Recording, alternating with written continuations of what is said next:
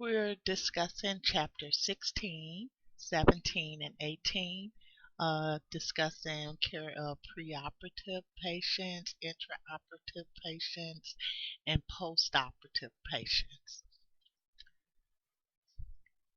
Chapter 16 would be care of preoperative patients. The objectives of Chapter 16 is to differentiate among the various types and purposes of surgery, to use appropriate patient identifiers when providing instruction, administering drugs, marking surgical sites, and performing any procedure. Verify that patient has given informed consent for the surgical procedure and that the pre-surgical checklist is complete and accurate. Identify patient conditions or issues that need to be communicated to other members of the surgical and post-operative teams. Use effective communication when teaching patients and family members about what to expect during the surgical experience. Act as a patient advocate with regards to patients' rights, informed consent, and advance directives. Identify learning needs for the patient preparing for surgery. Use knowledge of physiology and behavioral principles to describe an accurate and complete preoperative assessment. Evaluate personal factors that increase the patient's risk for complications during and immediately after surgery. Evaluate laboratory values for changes that may affect the patient's response to drugs, anesthesia, and/or surgery. Explain the purposes and techniques commonly used for patient preoperative preparation. Correctly apply anti-embolotic stockings, sequential compression boots, or other devices to reduce or prevent vascular complications. Preoperative period. The preoperative period begins when the patient is scheduled for surgery and ends at the time of transfer to the surgical suite. I would like you to be very specific on what the definition of the preoperative period is. The nurse at that period in time functions as an educator, advocate, and promoter of health and safety.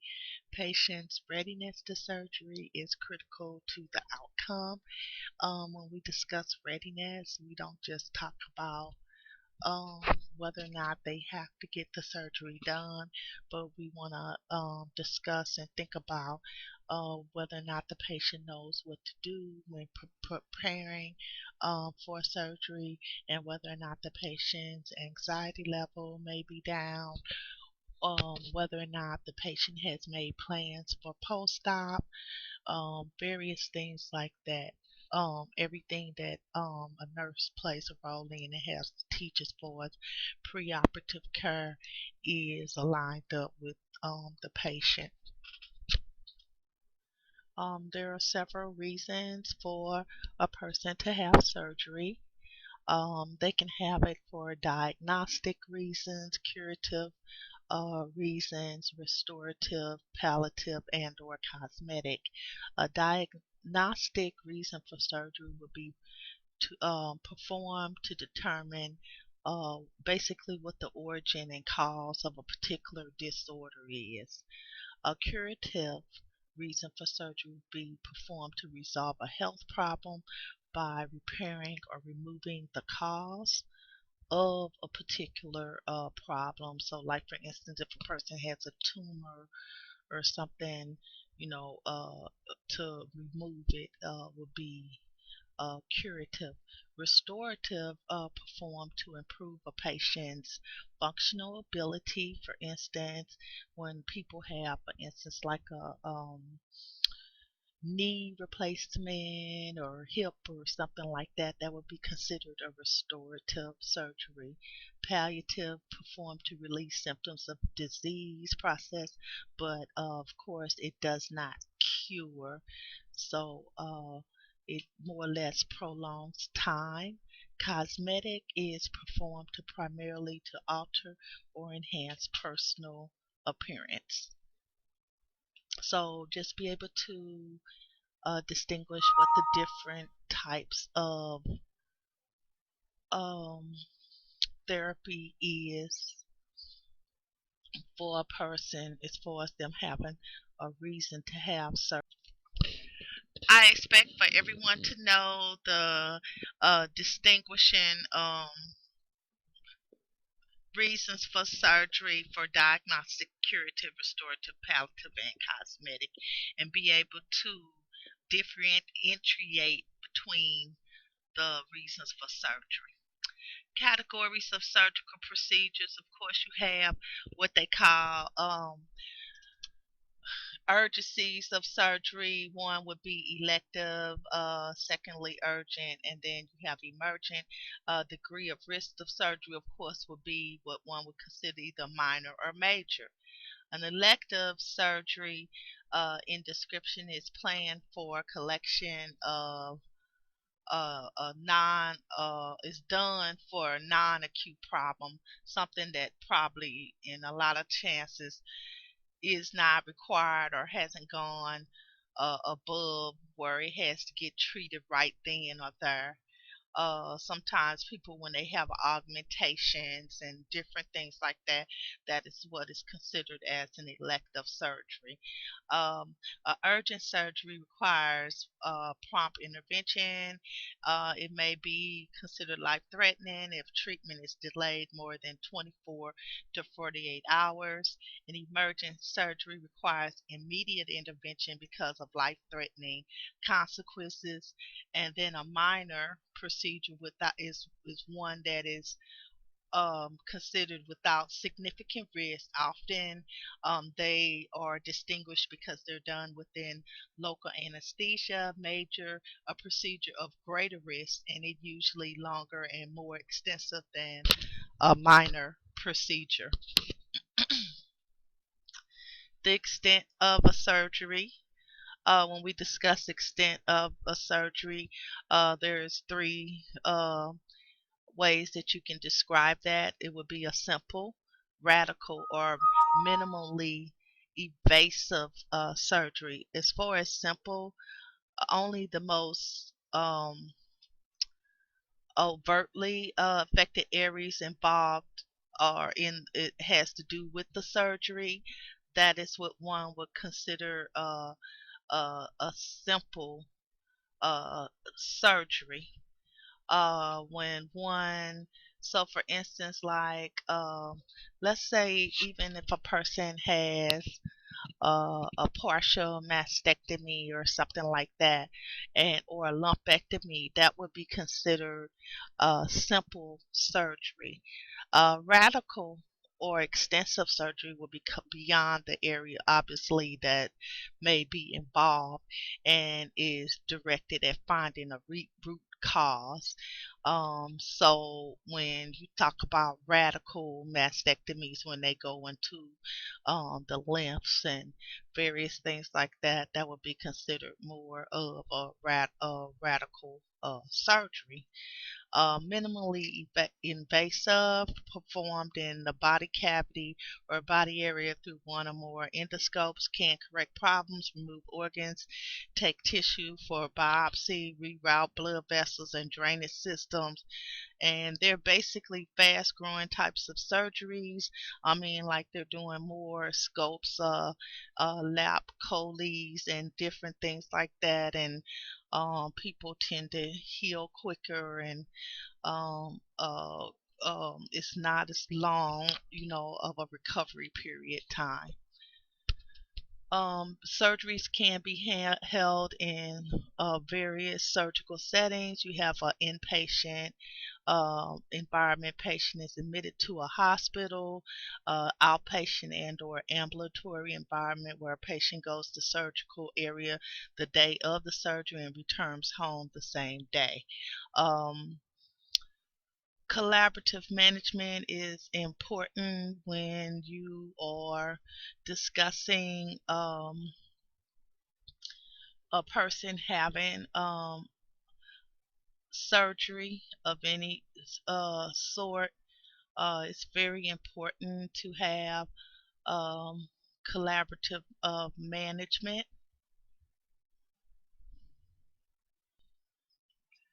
History, collaborative management and assessment. History and data collection is very important to stress the importance of age. Usually, people of old age, you have to take a little bit more precaution. Drugs and or substance use, tobacco, alcohol, marijuana may interact with the anesthesia. Use of complementary or alternative practices such as herbals.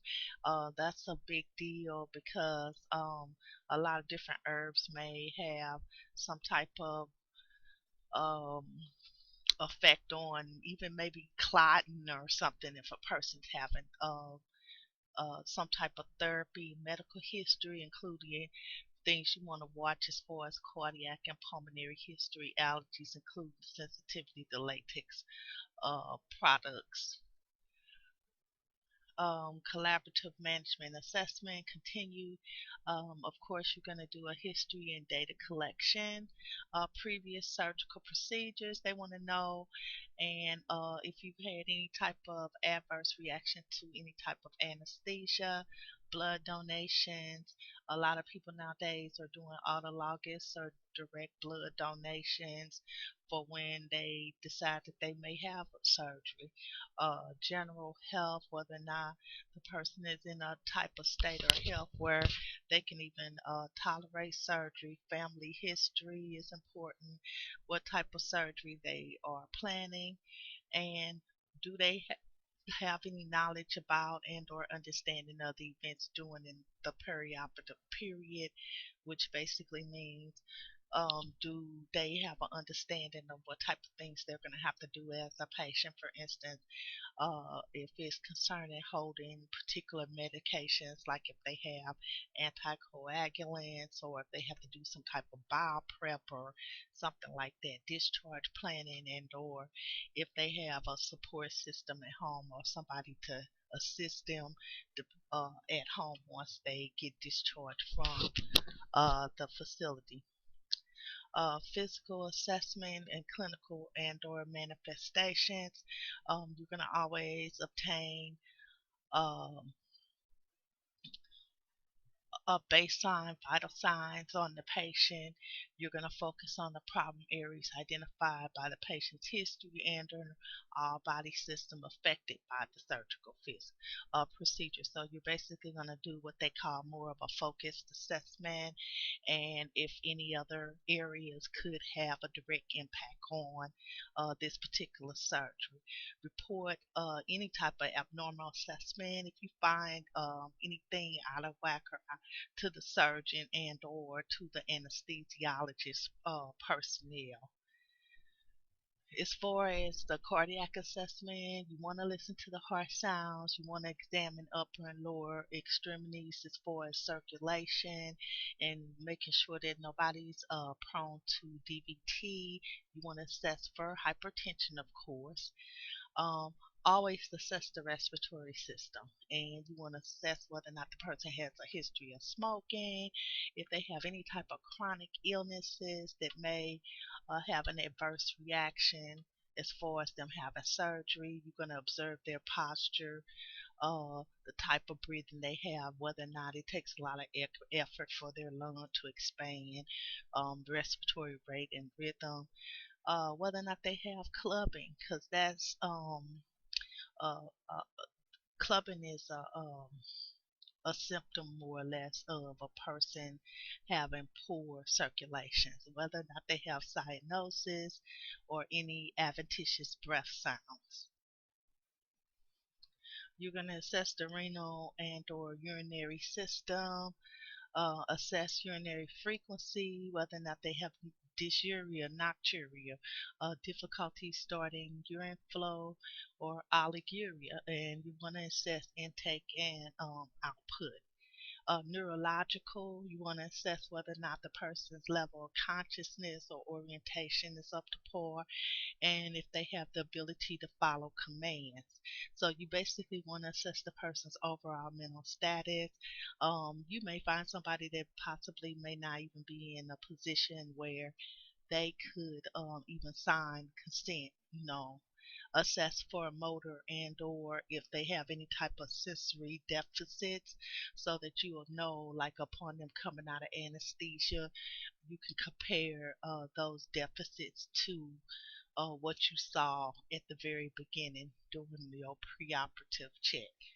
Um, you want to know how they are musculoskeletal wise, because it has a lot to do with how you position the patient to during and or after they have surgery.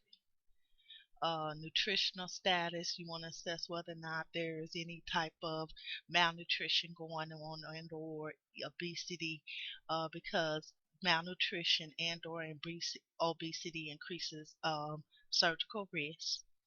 um, you want to see what the metabolic rate is, whether or not the person has adequate potassium or vitamins and that they aren't depleted, what their H&H is, because that within itself can assist their respiratory system, assess for indications of poor fluid and or nutritional status.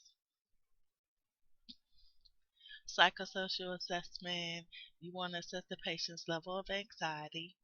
You want to, and of course, depending on what the type of surgery this is, and um, it tends to vary per patient, and it's also based on how that patient perceives what the effect or the outcome or potential outcome may be of the surgery.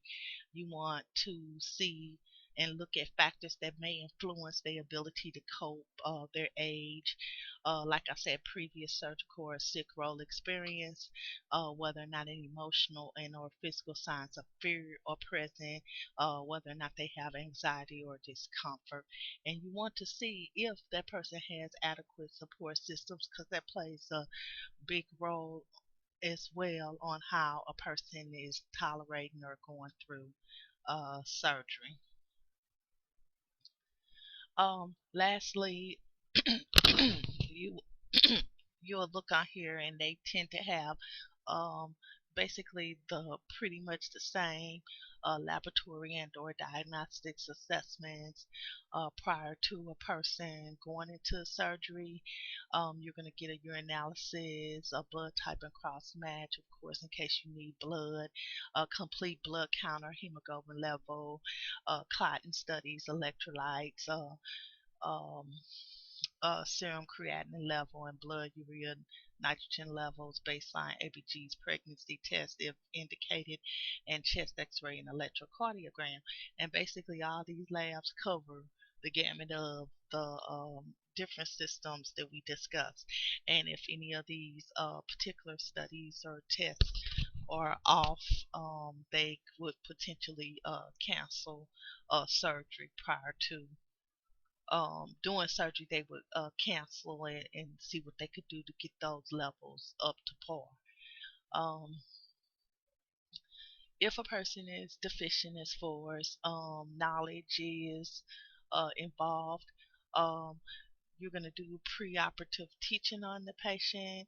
You're going to use pamphlets, written material, video classes, tours of the facility. The patient will have informed consent signed.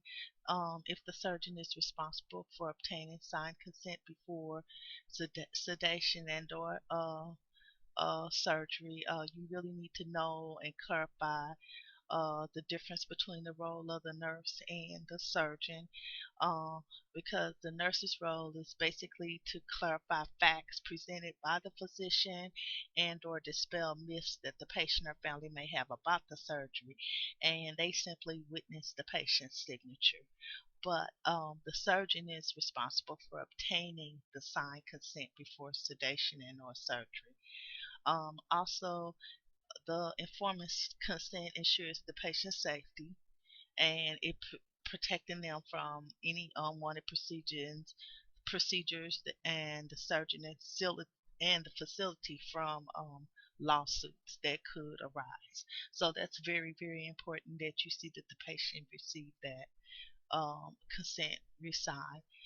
Um, implementing dietary restrictions, you do need to know that prior to surgery, the patient does have to be NPO, and they're not supposed to ingest anything by mouth for 6 to 8 hours prior to the surgery. The reason for this is because there's a decrease. This will decrease the risk for aspiration, and uh, if this is not followed, the surgery can be canceled, and the patient should be given both written and or oral directions to make sure that they adhere to this and don't take anything after surgery. Um, Even though the patient is scheduled is NPO, the medical physician or the anesthesiologist provider should be consulted for instructions about various medications that they take before surgery, like if they have regular prescriptions that they take on a daily basis. The drugs for certain conditions often allowed with a sip of water before surgery will be drugs for like cardiac disease, respiratory disease, seizures, and or hypertension. Insulin is no, and usually like warfarin, Coumadin, and those type of drugs, they usually put them on, take them off for about 3 or 4 days prior to the surgery. Sometimes there are cases when there is intestinal preparation, and usually that's when patients are having major abdominal or pelvic or perianal or perineal surgery. Bowel or intestinal preparations performed to prevent injury to the colon, and also they reduce the number of intestinal bacteria. Usually, the preparations are enemas or laxatives that are ordered.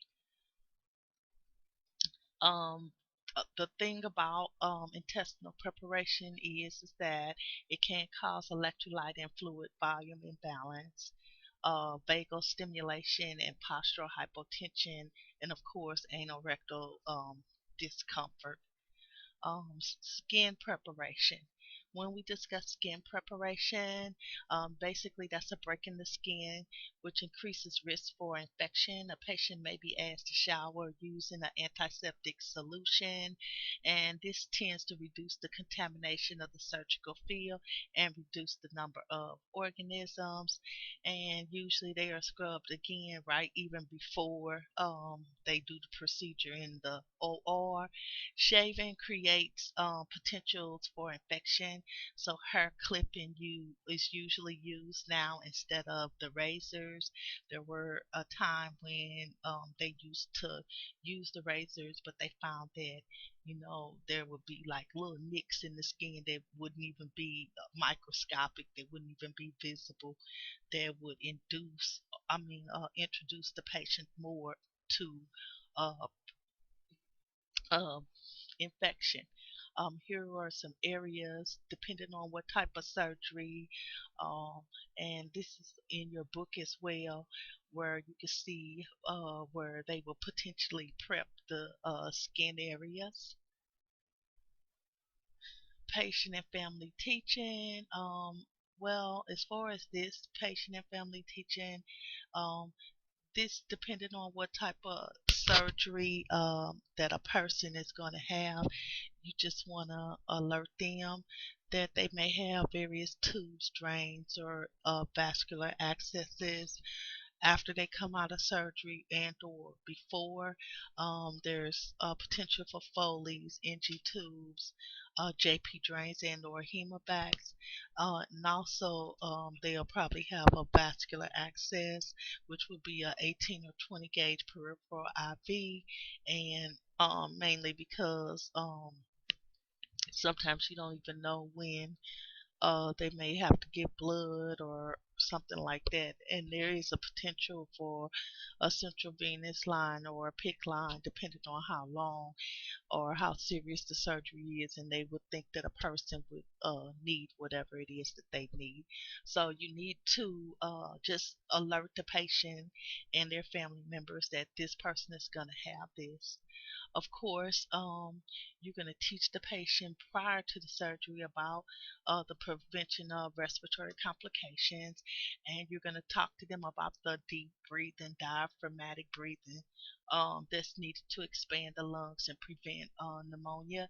You're going to also teach them about the incentive spirometer, which as well prevents any type of pulmonary problems. And then you're going to teach them, especially if they have a abdominal incision in their chest area, about coughing, uh, to prevent that pneumonia and or atelectasis, and to splint that incision area to provide support or feeling of security and reduce pain during coughing. And a lot of times that's one of the main things with patients, is that they don't want to cough because it causes them discomfort if they have some type of abdominal or chest incision or something of that sort. So here is just a brief picture of a person using an incentive spirometer. Prevention of cardiovascular complications. You're going to talk to your patient about DVT's potential, and that a lot of places have what they have is like a protocol. If a person meets this certain criteria, they automatically are started on some type of anti-embolism treatment. So usually if a person is obese or older than 40 years or immobile, they're at greater risk for a DVT. So they have various ways to combat that by using like anti-embolism stockings, TEDs, and or ACE wraps, uh, which provide graduated compression of legs. And this is like from your foot and or ankle up, can go as high as up to your thighs. Um, Leg exercises, they also promote venous return. And then, of course, the early ambulation as it can. And then they have what they call pneumatic compression devices, like sequential uh, compression devices, SCDs, or something like that. So here is pictures of, like, the sequential compression devices. Right here is the TED stockings, um, and they have different various ways to prevent DVTs here on these pictures that they a lot of times automatically put on people.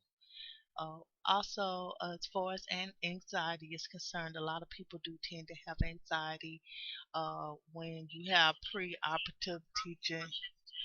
Um, Encouraging communication, promoting rest, using distraction, and of course teaching family members what's going on, and make sure that you're factual to the patient and that you tend to speak to the patient on a level that the patient can understand. And usually what you find is the more that you teach a patient and they truly tend to have a understanding of what's going on and what's going to happen to them, the anxiety level tends not to be as high. Preoperative chart review. So right before you have that surgery, you're going to do a preoperative chart review. You're going to ensure all the documentation is and orders are complete. You're always going to check for the surgical consent form and others for completeness.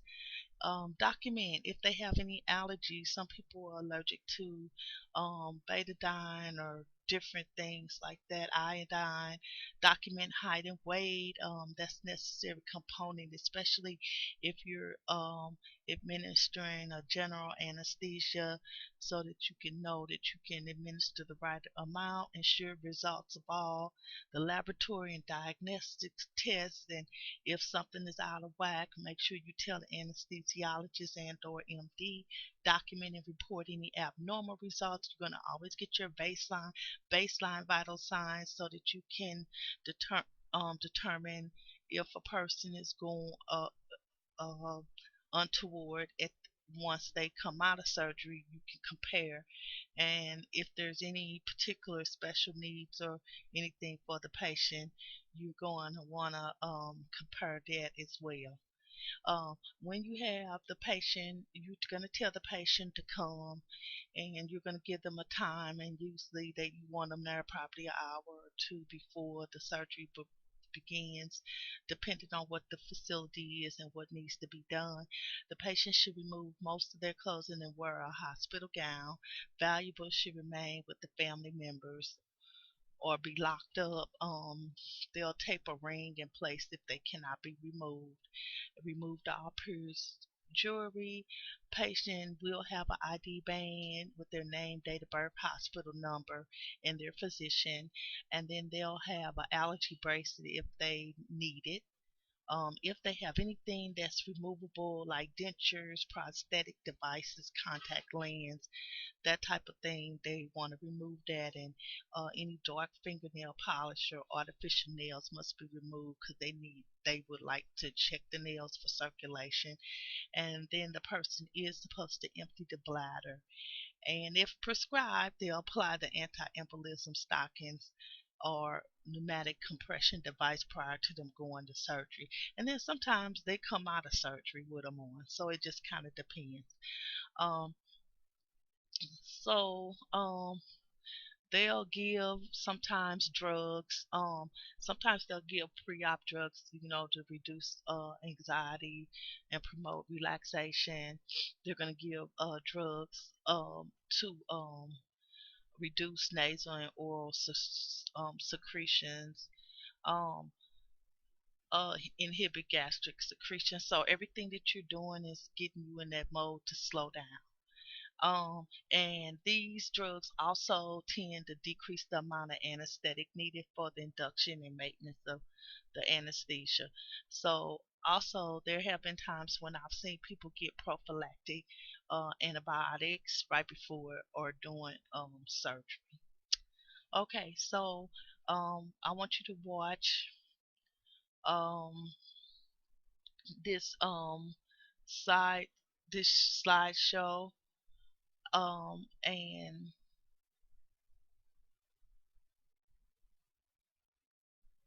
this slideshow that's coming up next is on it's kind of like a summary of everything we've talked about as far as preoperative care, and it's approximately 8 minutes or so long. So feel free to watch this, and then we'll start on chapter 17. Thank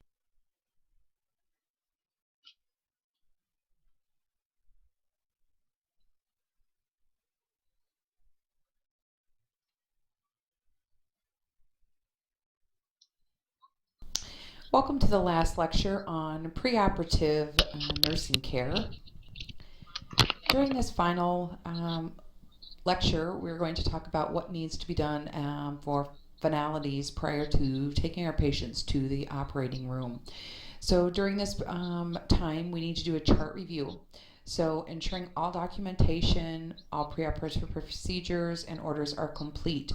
So with documentation, you need to look to make sure your consent is signed, that you have all of your labs, you have a history and physical, you document allergies, the height and weight, you ensure that your patient has a name band on and that name band matches the chart that you're using.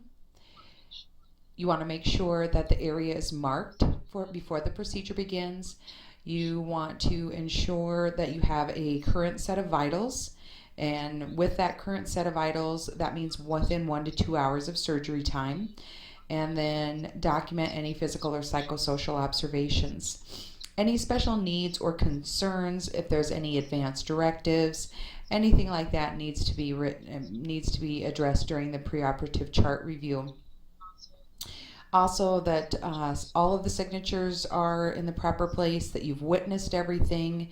It might be obvious to you, but to the patient, it's again to ensure their safety, and look at those JCO standards, or Joint Commission standards. Um,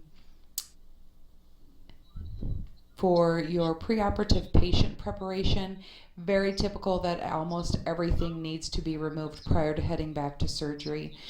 So dentures, glasses, contact lenses, hearing aids, artificial nails, piercings, rings, anything like that. Make sure that when you take dentures out, that you document on the denture cup whose they are, and then also document in your charting as well. Same thing with hearing aids, glasses, contact lenses, all of those things, rings. If you take something off a patient, you need to make sure that you have it documented who you gave those things to, and that is just to save you from later if those would become lost.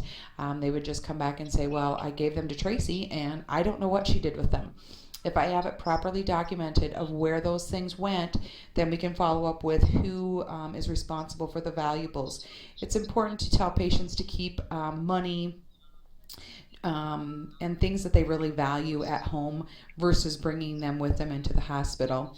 If you have a ring that you cannot get off, then it needs to be taped in place, and then you need to document that you've taped that in place.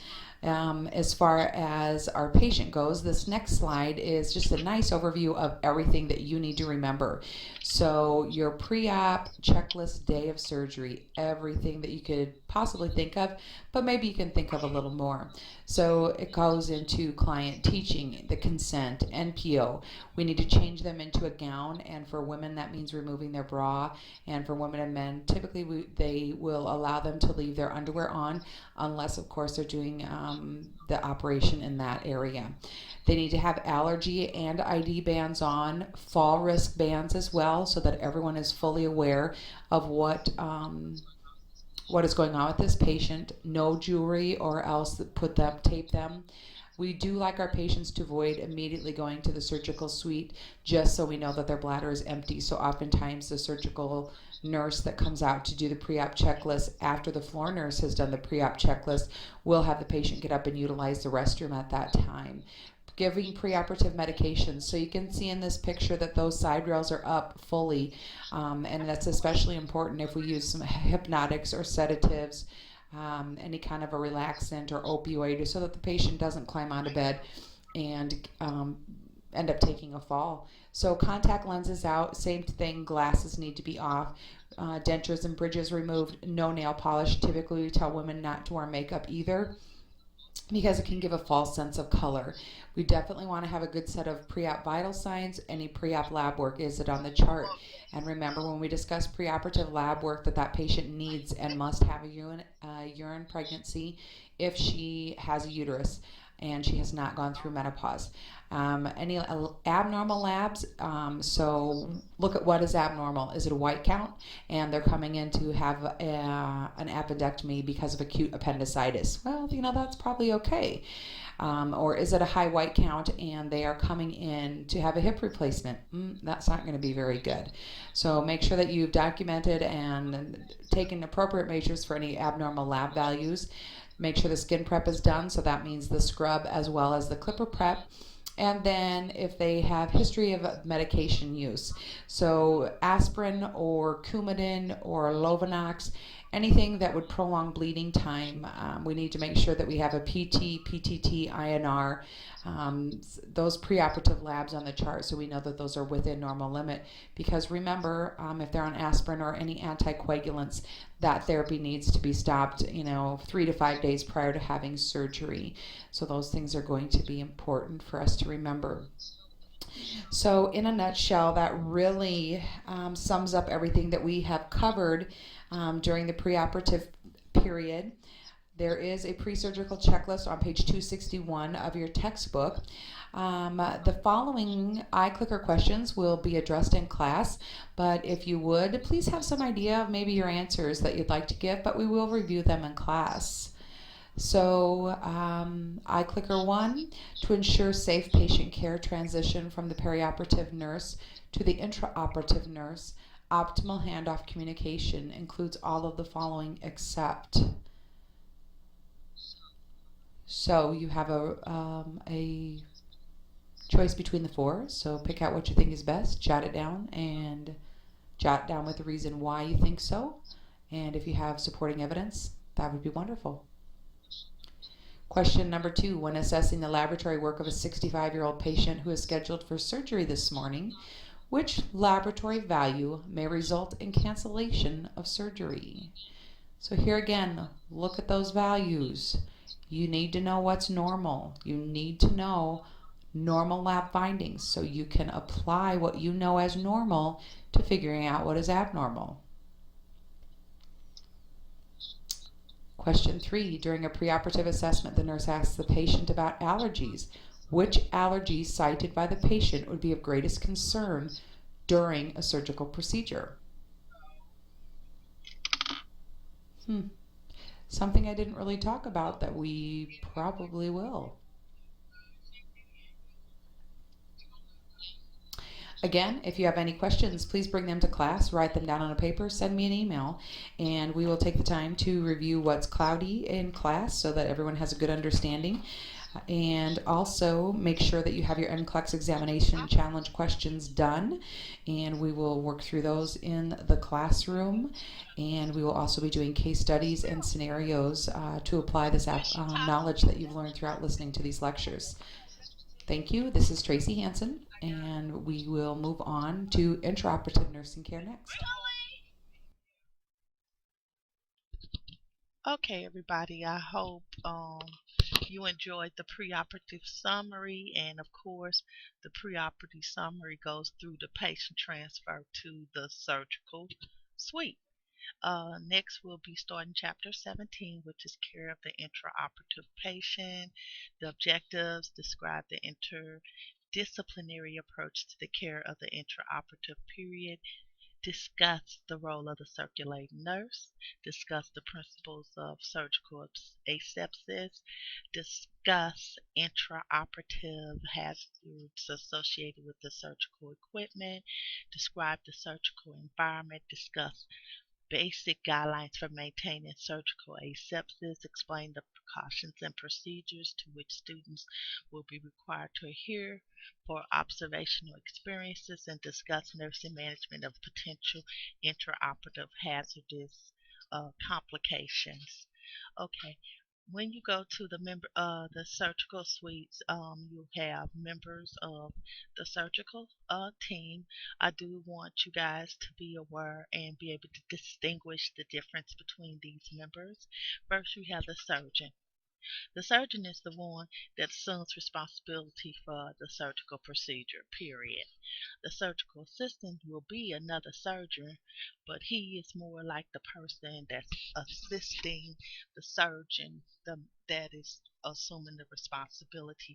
So he would do things like hold the retractors, suction the wounds, cut the tissue, suture, dress wounds, various things like that.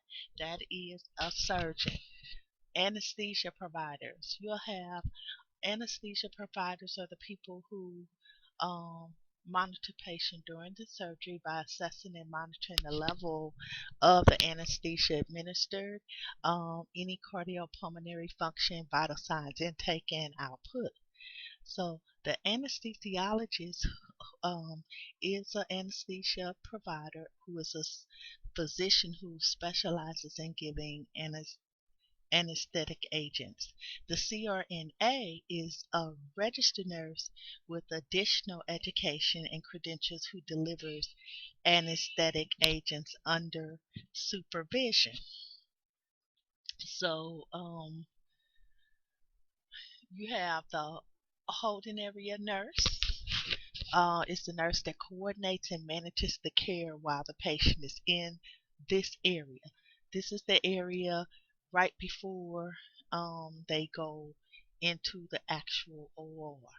The circulating nurse is the RNs who oversee and or are involved in the patient's nursing care in the OR by coordinating any type of activities with the OR, monitors traffic in the room, assesses the amount of urine, blood loss, and ensures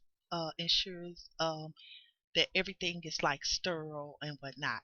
The scrub nurse sets up sterile field, drapes the patient, and hands sterile supplies, sterile equipment, and instruments to surgeon and or the assistant.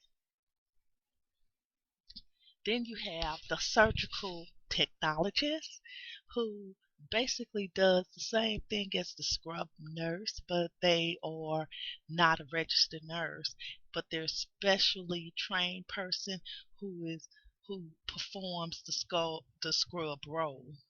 And then you have specialty nurses that work in surgery in their various areas of expertise like orthopedic, cardiac, ophthalmologic, or something like that.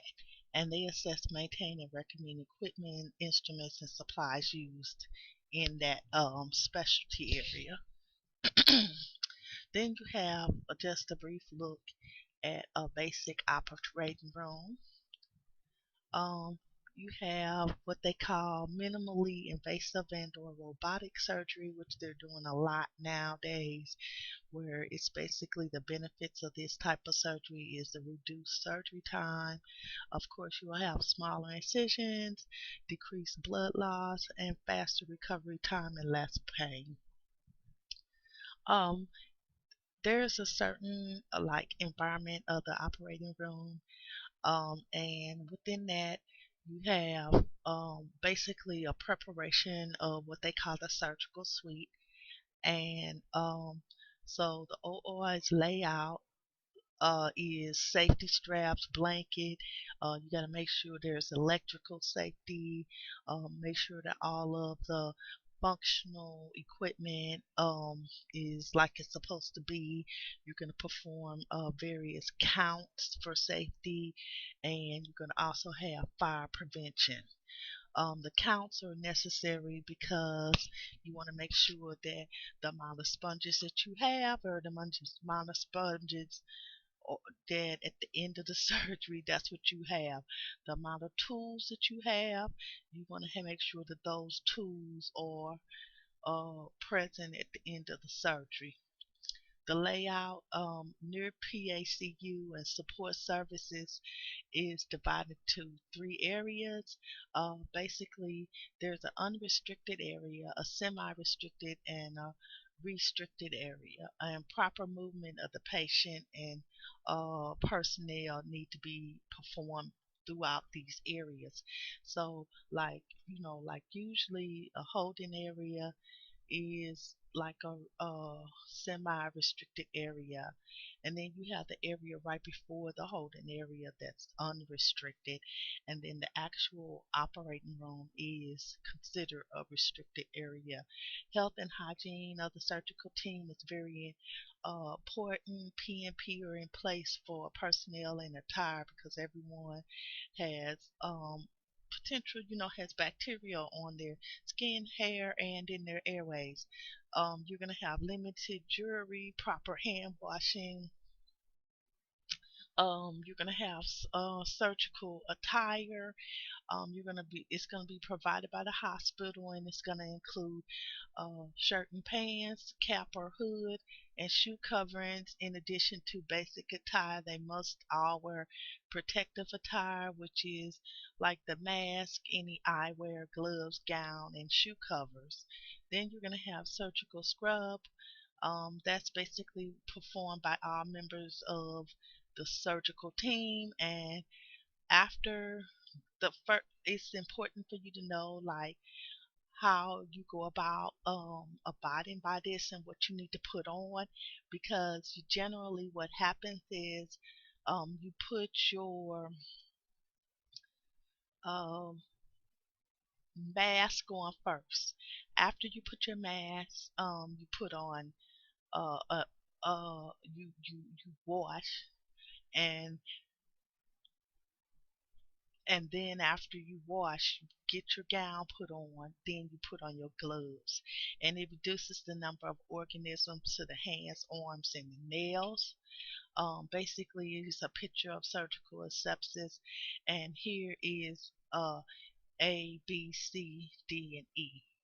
So essentially, the last thing that goes on would be the gloves. So first, you can always have on your mask and um, eyewear, whatnot, and then after that, you're gonna wash. You're gonna have someone assist you as far as putting on your gown. They're gonna tie it in the back, and you're gonna put your gloves on last, and those are the ones that goes over the gown. Anesthesia, there's various types of anesthesia, but anesthesia is basically defined as an induced. Okay, sorry about that. Anesthesia is described as an induced state of partial or total loss of sensation, and it occurs with or without loss of consciousness. You can It's used to block nerve impulse transmission, can suppress reflexes, promote muscle relaxation, and in some cases, achieve a controlled level of unconsciousness. The, what type of anesthesia a person receives is influenced by the type of procedure, uh, what the body site is, safety issues, pain management, whether or not a person is NPO, position during surgery, level of consciousness, and any previous reactions that the person may have influences the type of anesthesia they have. General anesthesia is a reversible loss of consciousness induced by inhibiting neuronal impulses in several areas of the central nervous system. It involves a single agent or in most cases a combination agent, and the patient is unconscious and or unaware, and they're used most often if a person is having surgery of the head, neck, upper torso, and or abdomen. There's four stages of general anesthesia that you should be aware of.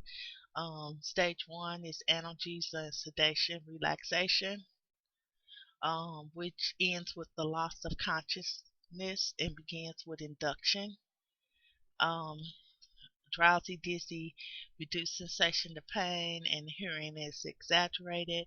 They also have stage two, which, unlike stage one that ends with loss of consciousness, it begins with loss of consciousness that ends with relaxation. So they'll have regular breathing and loss of eyelid reflex, irregular breathing, increased muscle tone, involuntary movements of extremities. Sometimes laryngeal spasms or vomiting may occur, and patient is susceptible to external stimuli. Then you have three, which begins with generalized muscle relaxation and ends with loss of reflexes and depression of vital function. Jaw is relaxed, breathing is quiet and regular. Patient cannot hear, sensations are lost. Stage 4, danger. It begins with depression of vital functions and ends with respiratory failure. Pupils are fixed and dilated, respiratory muscles are paralyzed. We do not want to get to stage 4. Four stages of general anesthesia: emergence, recovery from anesthesia. It depends on type of anesthetic agent, length of time patient is anesthetized, and whether reversal agent is used. During emergence, when a person, and it's kind of like emerging, or a person is retching, vomiting, or restlessness may possibly occur. And this is when you'll see a person generally in the PACU during recovery, shivering, rigidity, and slight cyanosis may occur. Administration of general anesthesia can be given by inhalation, which is usually the most controlled method. Induction and reversal accomplished with pulmonary ventilation, and they tend to have few side effects. Um, uh, IV injection, which is rapid and pleasant induction with a low incidence of post-op nausea and vomiting, because usually what happens is they give you something for that IV, and it requires little equipment. And then what they have is balance and anesthesia, which is basically the combination of both the inhalation and or IV injection, and it provides hypnosis, amnesia, analgesia, muscle relaxing, and reduce reflexes. So basically, they just give you the whole gamut with the combination of both the inhalation and the IV injection. You have minimal disturbance to physiologic function, minimal side effects. Can be used with both older and high risk patients, and adjuncts to general anesthesia agents would be hypnotics, opioids, and neuromuscular blocking agents. Um, One of the complications from general anesthesia would be like malignant hypothermia, and that is what one would call an acute, quick, life-threatening complication of certain drugs used for general anesthesia. The manifestations include tachycardia, dysrhythmias, muscle rigidity, hypotension, tachypnea, skin modeling, cyanosis, and myoglobinuria. Early indicators, you want to look at a decrease of O2 sat and sinus tachycardia. A late indication would be an extremely elevated temperature as high as 111.2, and usually they use natriuretic sodium, which is a skeletal muscle relaxant, is the drug for treatment of choice along with other interventions. So they treat the symptoms and use the dantrolene. Okay, complications. Another complication from general anesthesia is overdose, and it occurs if the patient's metabolism and drug elimination are slower than expected. A lot of times that happens to people who are older and people with liver and or kidney problems, and the patient on other drugs like antihypertensive that may interact with the anesthetic. Unrecognized hypoventilation can result in death, and that's failure to exchange gases adequately, and that can lead to cardiac arrest and permanent brain damage and death. Okay, complications of intubation. Of course, I don't know how many people have experienced that before, where they've been put up under and woke up and the throat was hurting and whatnot. So it includes many problems such as broken or injured teeth and caps, swollen lip, vocal cord trauma, and it may be difficult because of anatomic variance or disease present, small oral cavity, tight jaw, joint, presence of a tumor, etc. Often patient has a sore throat after surgery. Local anesthesia. When talking about local anesthesia, um, what it does is it briefly disrupts sensory nerve impulse transmission from a specific body area and or reason region, is delivered topically and by local infiltration. Patient remains conscious and are able to follow instructions. Regional anesthesia is type of local anesthesia that blocks multiple peripheral nerves in a specific body region. It's used instead of general anesthesia due to medical problems. When patient has adverse reaction to general anesthesia, a lot of times they'll use the regional. When the patient has preference and the choice, and when pain management is enhanced after surgery. Um, Regional anesthesia, there are different types. You have what they call a field block, which is a series of injection around the operative field. These would include stuff like a hernia repair, dental surgery, or that type. You have what they call a nerve block, which injection of the local anesthetic agent into or around one nerve or a group of nerves in the involved area. And then you have a spinal block where you inject the anesthetic into the cerebral spinal fluid in the subarachnoid space. And then you have an epidural where you inject it in the epidural space. So those are the type of regional anesthesias. I would like for you to know the field block, nerve block, spinal block, and or epidural. And here's just a picture of the different areas for nerve blocks, uh, spinal and or epidural anesthesia, the areas.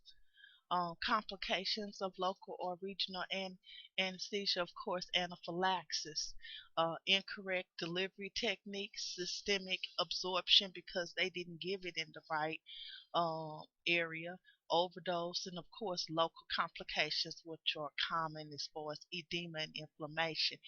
You can go as far as to have abscess formation, tissue necrosis, and or gangrene, but those will occur later.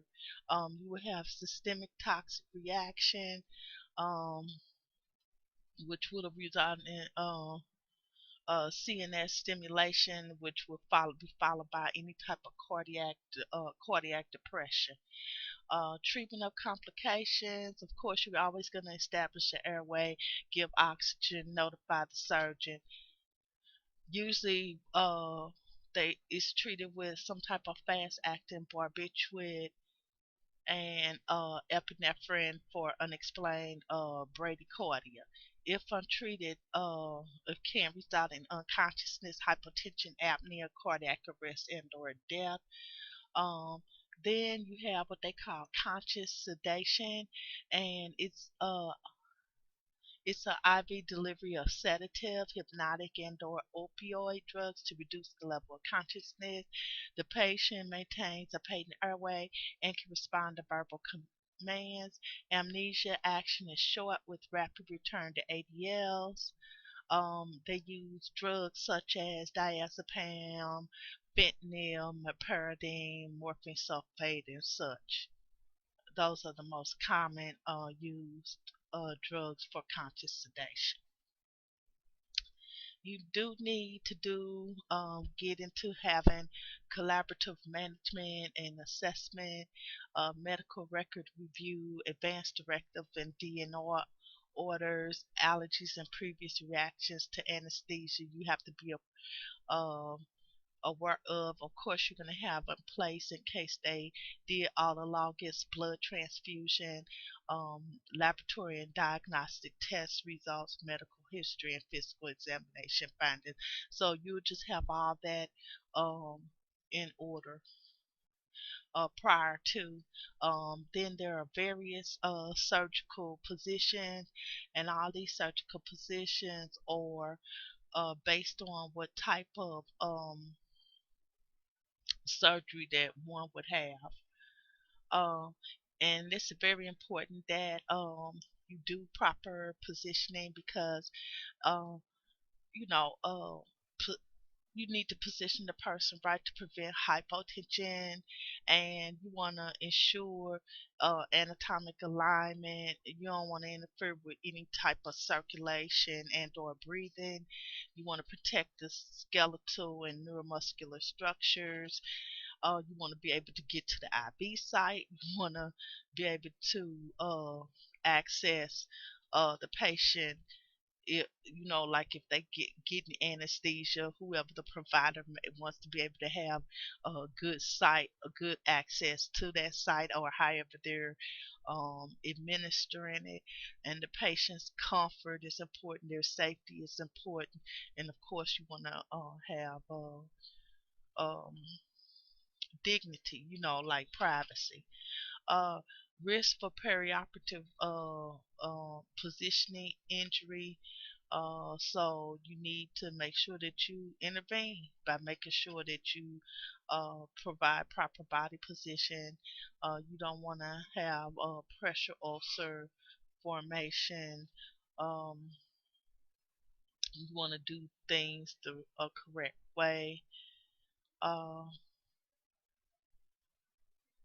Most patients have impaired skin integrity and impaired tissue integrity.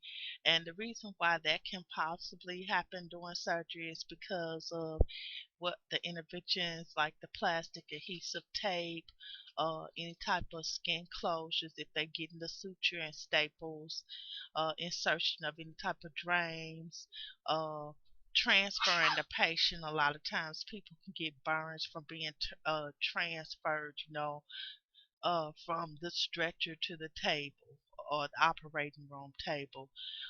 Patient can also potentially have wound infections as well. Um, there are common types of sutures, and they have staples. Excuse me, continuous sutures, interrupted. They have what they call retention bridges, stay sutures, and then of course steri strips or tapes sutures. Um, Continuous monitoring. So there's always a potential for hypoventilation, and so you always got to continuously monitor breathing, circulation, cardiac rhythms, blood pressure, and heart rate.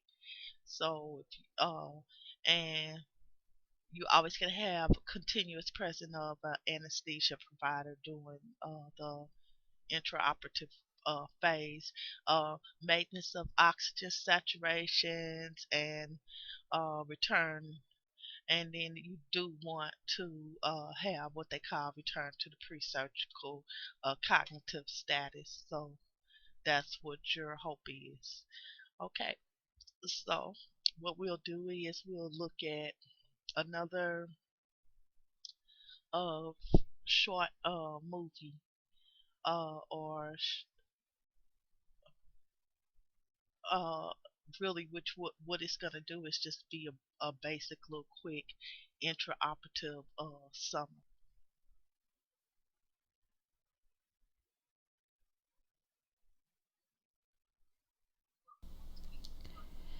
Welcome back to Basic Concepts, talking about perioperative nursing care.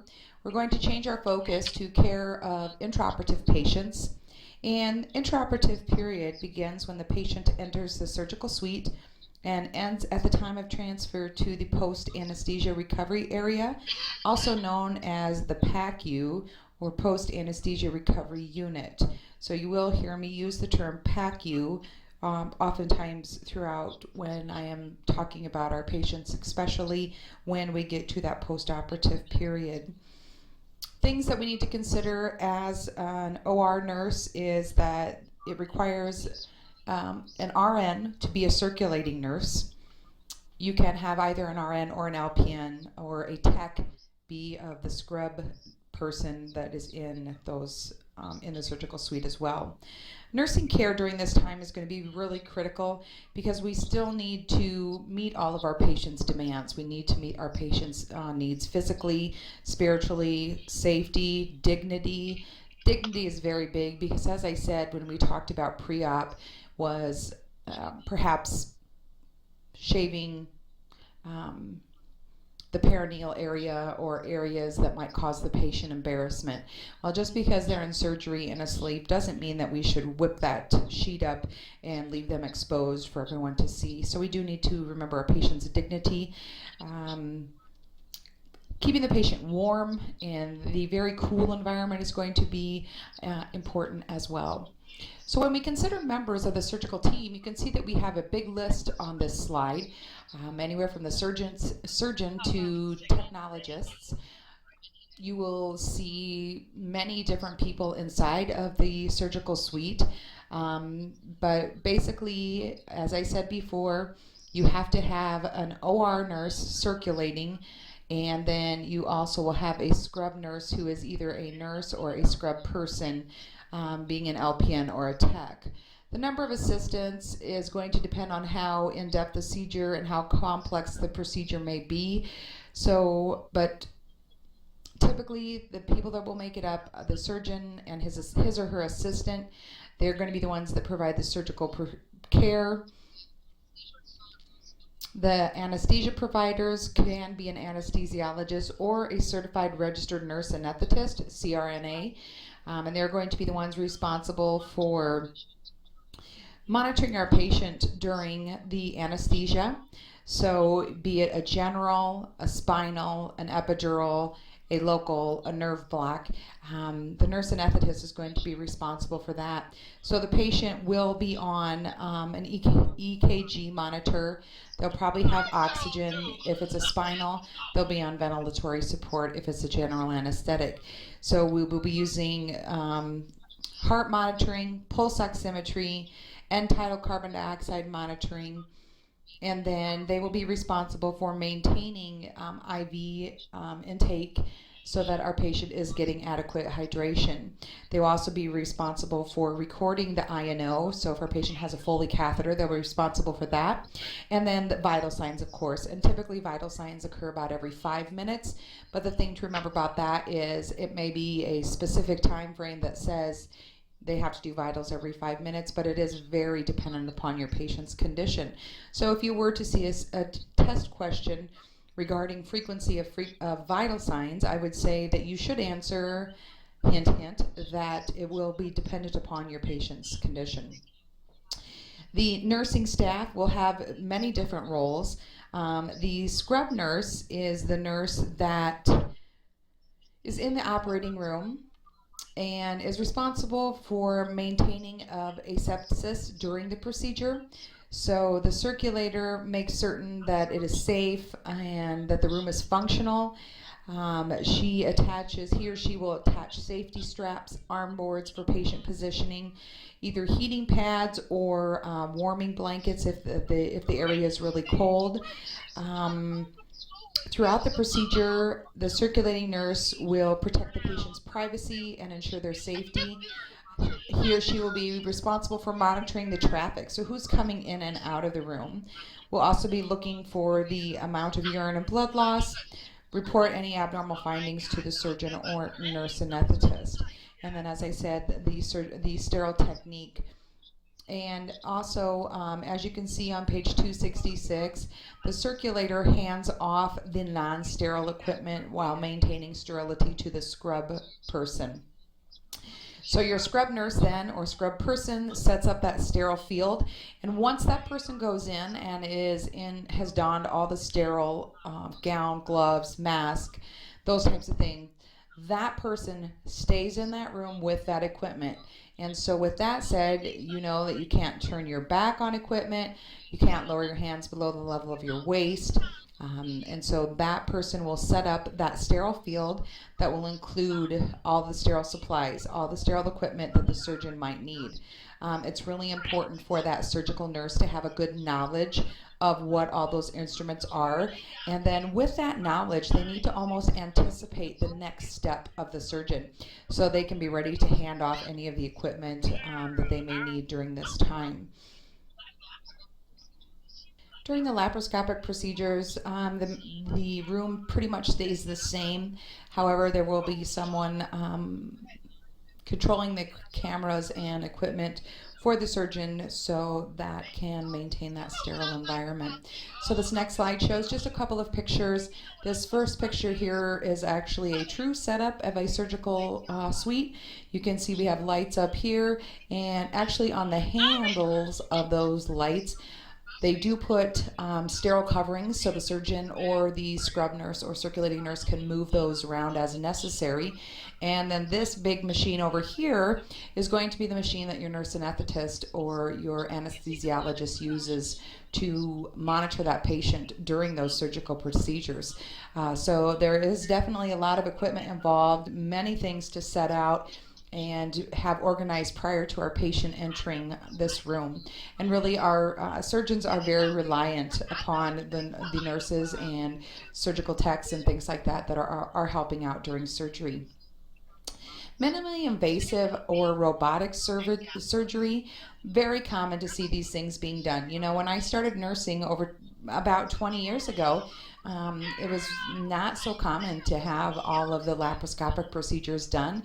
We did many open cases. We had patients staying for a long period of time.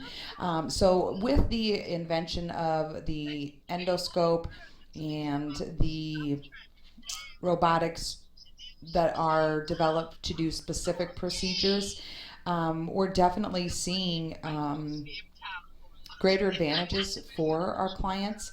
You know, decreased infection because we're not making those large open wounds.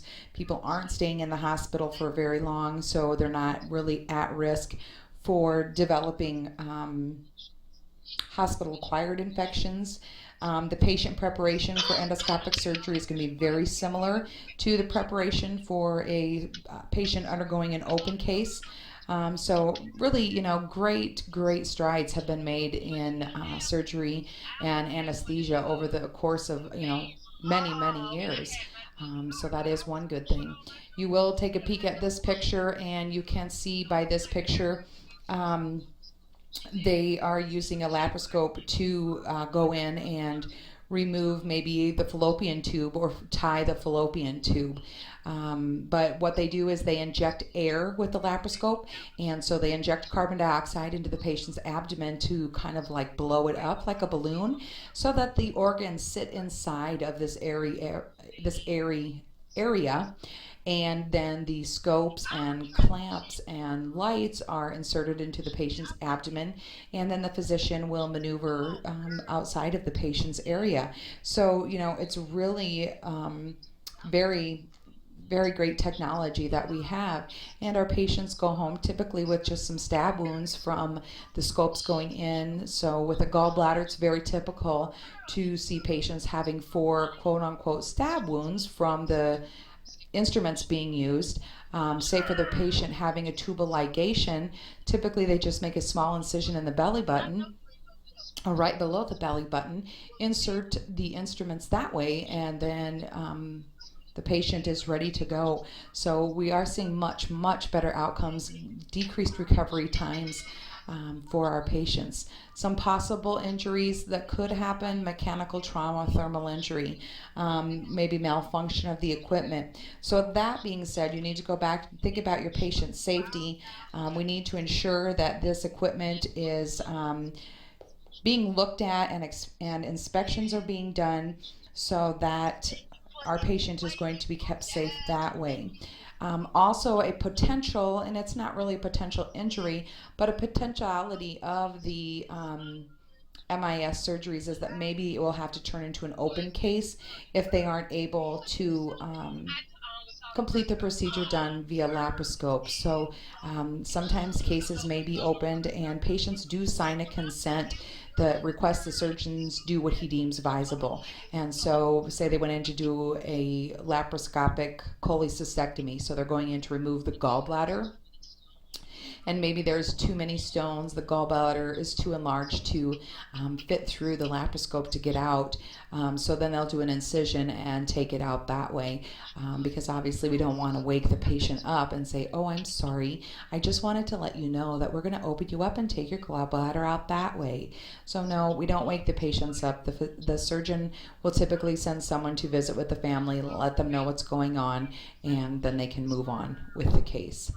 As far as the environment of the operating room, safety of the team as well as safety of our patient is going to be important.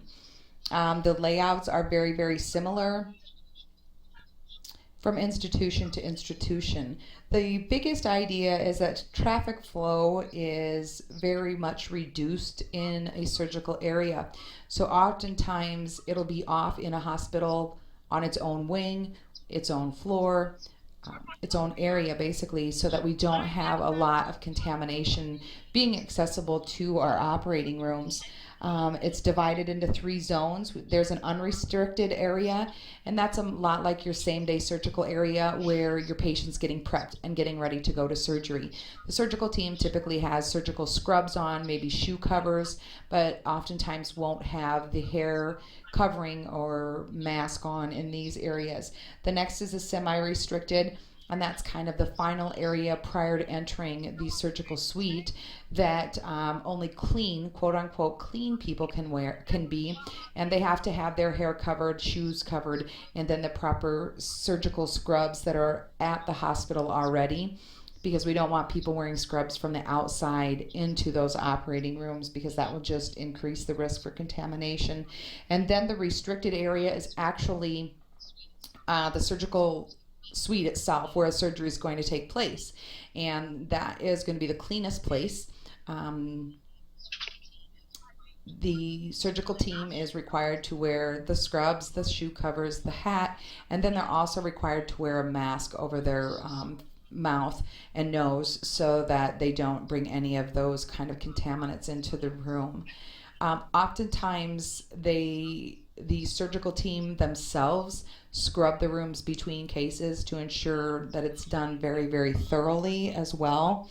The size of the surgical suite is going to depend on what the capabilities of the facilities are, but all of their equipment is going to be housed within that area and really not accessible to any other department. So remember, people are the source of bacteria. So we have our patients scrub before the night before, the morning of. We scrub them when they come to us. Then they will go to the surgical suite, and guess again, they're going to get scrubbed one more time. We really are trying to control any kind of bacterial contaminations. So there's definitely special healthcare standards.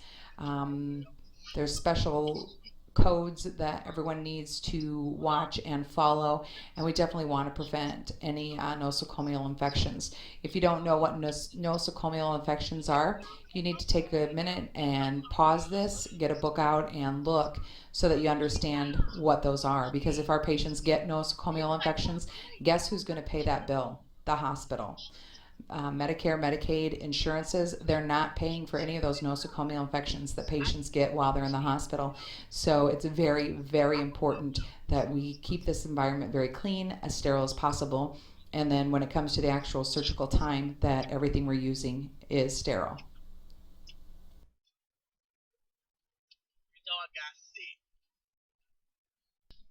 Okay, lastly, we're going to discuss Chapter 18, Care of the Postoperative Patients. The objectives is to discuss postoperative nursing management, identify common postoperative problems and their nursing management, describe the gerontologic considerations related to postoperative management of patients, and describe the various factors that affect wound healing and the nursing interventions that address these factors, discuss pain management for the postoperative patient, and discuss the nurse's responsibility in postoperative teaching slash preparation for discharge. Okay. Um, as I mentioned earlier, we're out of surgery, and they immediately take you to the PACU, which is the post anesthesia care unit.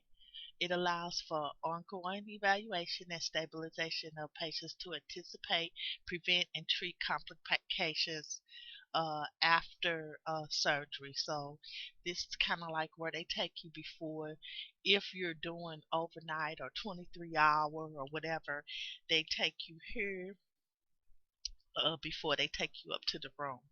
It the circulating nurse and the anesthesia provider, so whether it be the nurse anesthetist or the anesthesiologist, give the PACU nurse a verbal handoff report. Um, They're located close to the surgical suite for ease of access and patient transfer, and they're open room with privacy curtains. A lot of times they can almost remind you of the little rooms they have in the ER.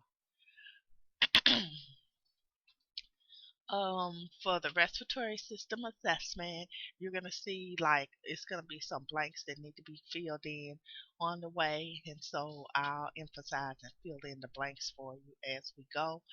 Um, if if you want to, you can try to look with me with your book and see if you can figure them out as well. Basically, it's just going to go through all the different and various assessments that you're going to do when the person is in the PACU and post-operative. Initially, like I've been saying along, you're going to do the respiratory system assessment. So basically what you're going to do is you're going to assess for patent and adequate gas exchange, for patent and adequate gas exchange. Um, you're going to note the artificial airway when applicable. You're going to so if they have an ET tube or a nasal trumpet or oral airway, um, you're going to assess the rate pattern and depth of their breathing, and of course, if they've been on opioids or anesthesia, you want to make sure that their respiratory rate um, is not below 10, because some of those medicines really may induce respiratory depression. Um, Also, you don't want them to have rapid or shallow respiratory uh, respirations, because that may even indicate that a person is going to shock, or they might have increased metabolic rate or pain or cardiac problems. So you want to listen to the breath sounds and make sure that all fields are like they're supposed to be. If they're receiving oxygen, you want to document the type of delivery device and the liters per minute, and you want to monitor oxygen saturations in the PACU and you want to make sure that you try to maintain them at about 95%. And if it drops below 10 percentage points below that particular patient's baseline, you need to activate the rapid response team. Okay, so continuing on, when you assess the respiratory system, you want to make sure that you look at their accessory muscles. You don't want to see them with sternal retractions or diaphragmatic breathing, because that could indicate that they got an excess of anesthesia effect, or they could have airway obstruction and or paralysis, and that could result in them having hypoxia. So you don't want to see snoring and stridor. Um, so you want to assess the respiration Q4 hours times 24 hours, then Q8 hours. Um, because there are various types of respiratory complications that can occur, such as atelectasis, pneumonia, um, a person can have pulmonary embolism, laryngeal edema, ventilator dependence, and pulmonary edema. Okay, next you would assess the cardiovascular system. As far as vital signs, you want to assess Q 15 minutes until patient is stable. If you have a person who has a cardiac history, you might see that person on telemetry. You want to report blood pressure changes that are 25% higher or lower than baseline results. You want to check the heart sounds. You want to do a peripheral vascular assessment. Now, no, the peripheral vascular system assessment is part of the cardiovascular assessment, because you want to compare the bilateral distal pulses, the pedal pulses on both feet for quality. You want to observe the color and temperatures of the extremities, and you're going to evaluate whether or not the person has sensation and if they got capillary feel that's the reason why we talk about the polish and stuff like that on the nails. Um, you want to do the cardiac monitoring, like I said, like telemetry, and you want to do the cardiovascular, and you want to look and be aware if a person is going through anything or exhibiting any signs of any cardiovascular complications such as hypertension, hypotension, hypovolemic shock, dysrhythmias, DVT, heart failure, sepsis, anemia, and that type of thing. So you want to make sure that you check the person for everything regarding cardiovascular. As far as neurologic system, you want to check their cerebral functioning, and that mainly got to do with whether or not they're restless, irritable, lethargic, whether or not they can um, they have a level of consciousness or awareness, and you want to test their coherence and or orientation. They should be able to follow simple commands, um, um, and there should be a return of sympathetic nervous system tone. You're going to gradually elevate head and monitor for hypotension because you don't want the person to have postural hypotension. And this is basically how you uh, check for neurological system. Now, the motor function and the return of the sympathetic nervous system tone is particularly important for people who have had an epidural or spinal anesthesia. You want to also assess fluid electrolyte and acid base balance. Fluid volume deficit or overload may occur. Um, uh, Patients are often at risk for acid base imbalance. You want to check their intake and output. You want to see if they have loss of fluids during procedure and type of amount of bloods or fluids administered, and average and see if what they're losing have been replaced. You want to assess and inspect color and moisture of mucous membranes, turgor, amount of drainage on dressing, uh, whether or not they have any axillary sweat. You're going to look and see what type and amount of IV fluids, uh, monitor to promote fluid and electric balance. Usually they tend to administer isotonic solutions, in the PACU. Those type of solutions will cover solutions such as LR, no, normal saline, and D5 and LR. You're affected by acid-base balance, can also be affected by a patient's respiratory status, any type of metabolic changes, losses of acids or bases in drainage. Um, what I would like to do is I'll go into more detail about that when we talk about fluid and electrolyte imbalance. You can look at people, they'll have drainage coming out because they might be hooked up to suction and have an NG tube, or they might be vomiting. And when they lose NG drainage or vomiting, they tend to lose hydrochloric acid, and that leads to what they call metabolic alkalosis. Metabolic alkalosis. So we'll go into a little bit more detail about that when we get into fluid electrolytes. Also, post-op, you want to assess their renal or urinary system, and you're going to check for urinary retention. And the common early urinary retention is usually common early after surgery, and they may require interventions such as intermittent catheterization. They may be caused by effects of, the pre-op drugs, anesthetic agents, or manipulation during surgery. Um, like I was telling y'all earlier, how they'll grab your organs and take them out your body, do what they got to do, and just basically place your organs back there. So, and you assess by inspection, palpation, and percussion of lower abdomen for bladder distension, or use bladder scanner. Consider other sources of output such as sweat, vomitus, and or diarrhea stools.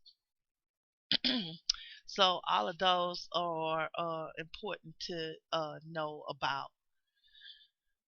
You need to make sure that when you're assessing the renal and the urinary system, you need to report urine output that's less than 30 mils per hour, and that's pretty standard. So if you're working on a 8-hour shift, or if you want to check every 4 hours, let's say, every 4 hours they need to be trying to go at least 120 milliliters or 240 milliliters in a 8-hour span of time. Um, Decreased urinary output may indicate hypovolemia or renal complications. When a patient has uh, uh, a Foley assessed in urine color, clarity, and amount. Usually, if they have a decrease in the amount of uh, or dehydration, you'll see that the urine consistency tends to be more dark and scant and strong.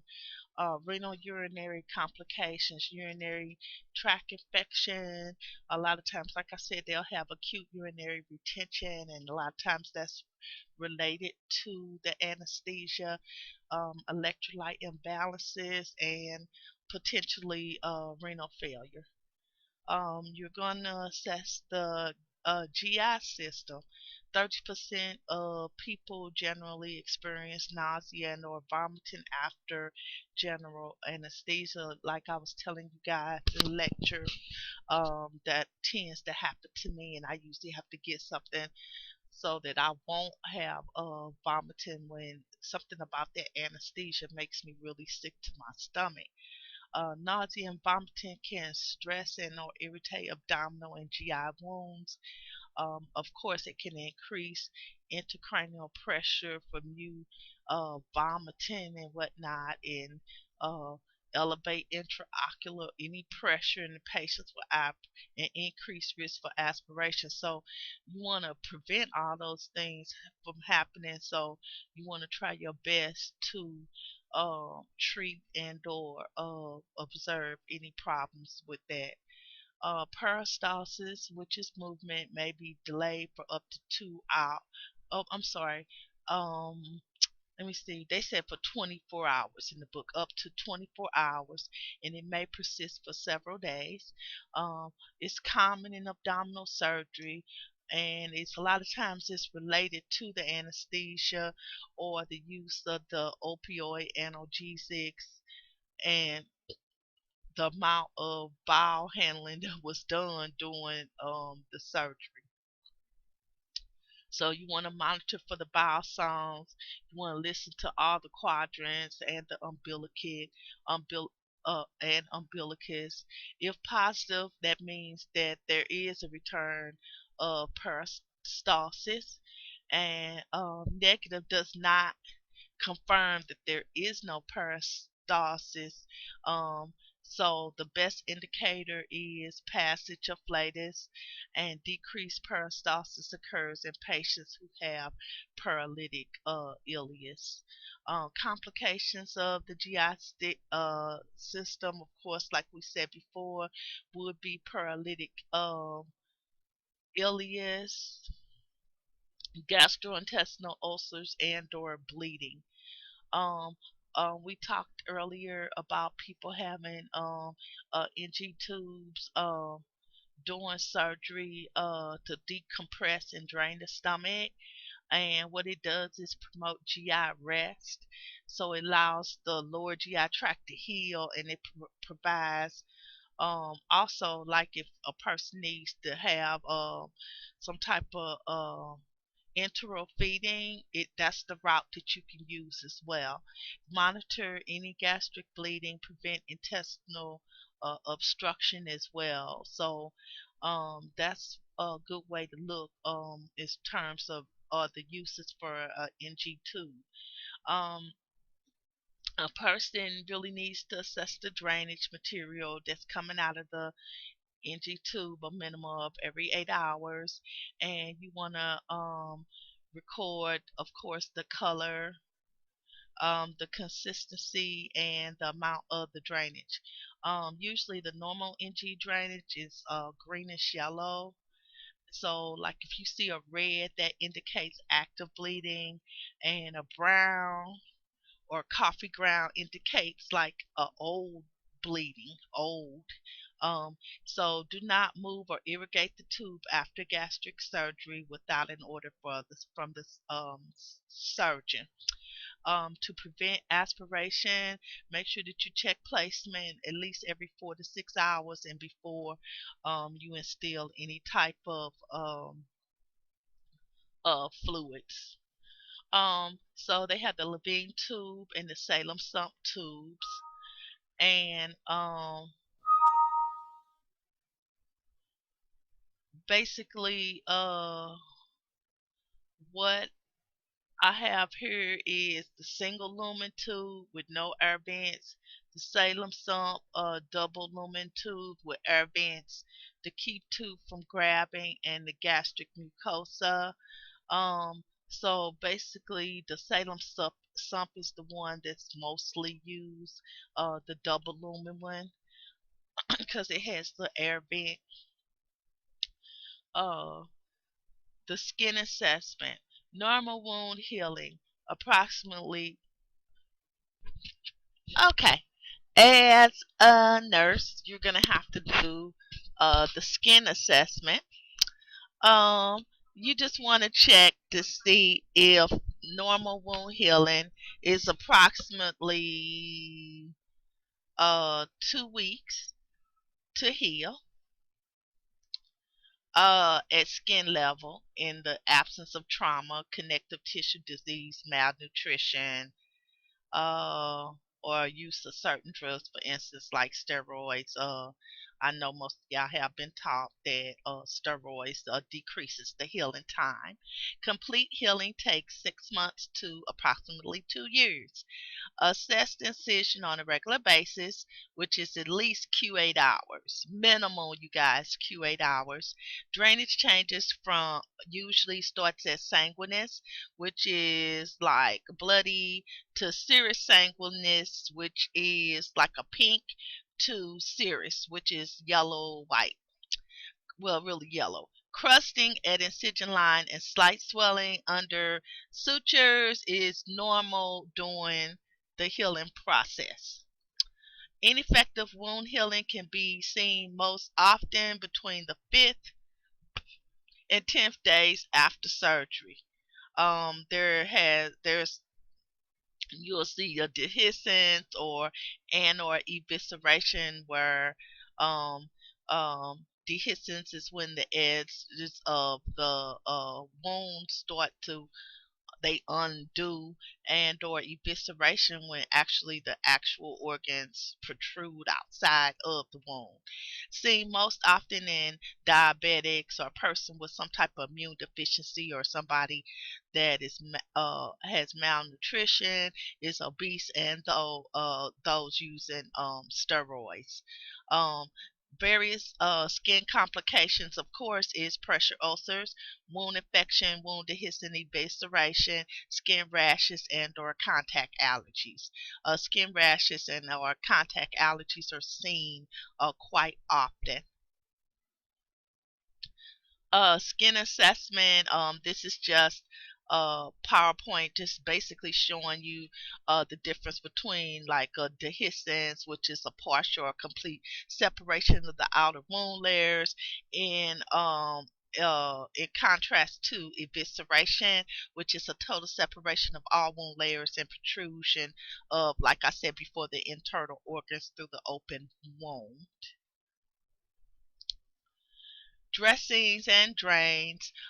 Generally, people have various types of dressings and drains, and this depends on what type of wound they have. And a lot of times, sometimes a particular surgeon has some type of particular they like to use a certain they have preference toward a certain type of drain.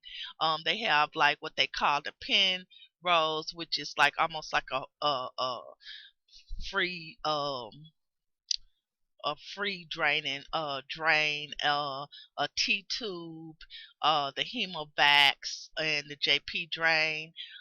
You need to assess all dressings, including casts and ACE bandages for bleeding or other drainage. You also need to record the amounts and consistency and odor. That's part of your INO. Ensure dressing does not restrict the circulation. So if they have a particular dressing on, like something that's wrapped in an ace or something like that, you need to look at their blanching refills and whatnot, and check and make sure that you're not restricting the flow to their periphery. Okay, this is called Montgomery straps, and basically that's just an example. As you can see up under it, there is like gauze up under it, but this is when you have a lot of drainage and you need to or someone may have a really bad allergy and can't be having the tape of a dressing off and on and off and on.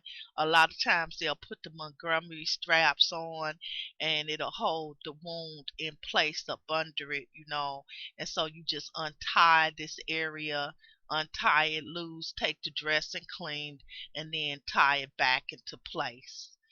You see more people using these that are more immobile or not up, like running around quite as much with the Montgomery straps. Uh, Discomfort, of course, we've talked about that so many times as far as pain and discomfort for a patient. We've talked about pain already. You need to consider the type, extent, and length of the surgical procedure. When you assess the patient's discomfort and need for pain medication, we already discussed that we don't withhold pain medication if ordered. Pain after surgery is related to surgical wound, tissue manipulation, drains, positioning. There could be a lot of reasons that a person is in pain. We are not in control of what a person's perception is of that pain, but you do want to monitor vital signs and look if you can see any type of objective signs and symptoms of them having pain. Physical and emotional signs of acute pain. Of course, I just told you you're going to assess for pulse and blood pressure, respiratory rate, profuse sweating, restlessness, confusion. We just talked about pain and we went over all of these: wincing, moaning, or crying. And you're going to ask the patient to rate the pain prior to and after medication is administered.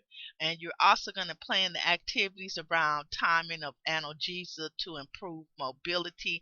If you wanted to get a patient up, for instance, to walk, you're going to give them that pain medicine, maybe wait 35 to 40 minutes, come back, and then help them ambulate. Laboratory assessment. You're gonna do the same thing. I mean, the same things you're gonna check that you was doing on pre-op for post-op. Labs are performed after surgery to make sure that a person is not having complications. The tests ordered are based on surgical procedures, and you can have analysis of electrolytes, CBC, culture and sensitivity, ABGs, urinalysis, blood glucose. I mean, there's several. Um, um, you want to monitor the H and H because it may be low. A person may need a blood transfusion perfusion. You'll hear people talk about the left shift, which is the increase in band cells in the white blood cells, which may be indicative of infection. Another name is bandemia, and you want to look at what the source could possibly be of a particular uh, infection, and you would get that by looking at maybe like a culture and sensitivity. Okay, impaired gas exchange. Once again, like we've talked about before, airway, assess the airway, insert an oral airway if needed. You want to make sure that you have an airway. Always have a manual resuscitation bag, like an ambu bag, present, and equipment for intubation or trach nearby. You also want to make sure that you position a person uh, where by turning his or her to the side to prevent aspiration, and you want to suction the mouth, nose, and throat to keep the airway clear in case they vomit or there's a lot of mucus present. And you keep the head of the bed to prevent hypotension flat, and possibly keep them from going into shock unless this position is contraindicated based on various things.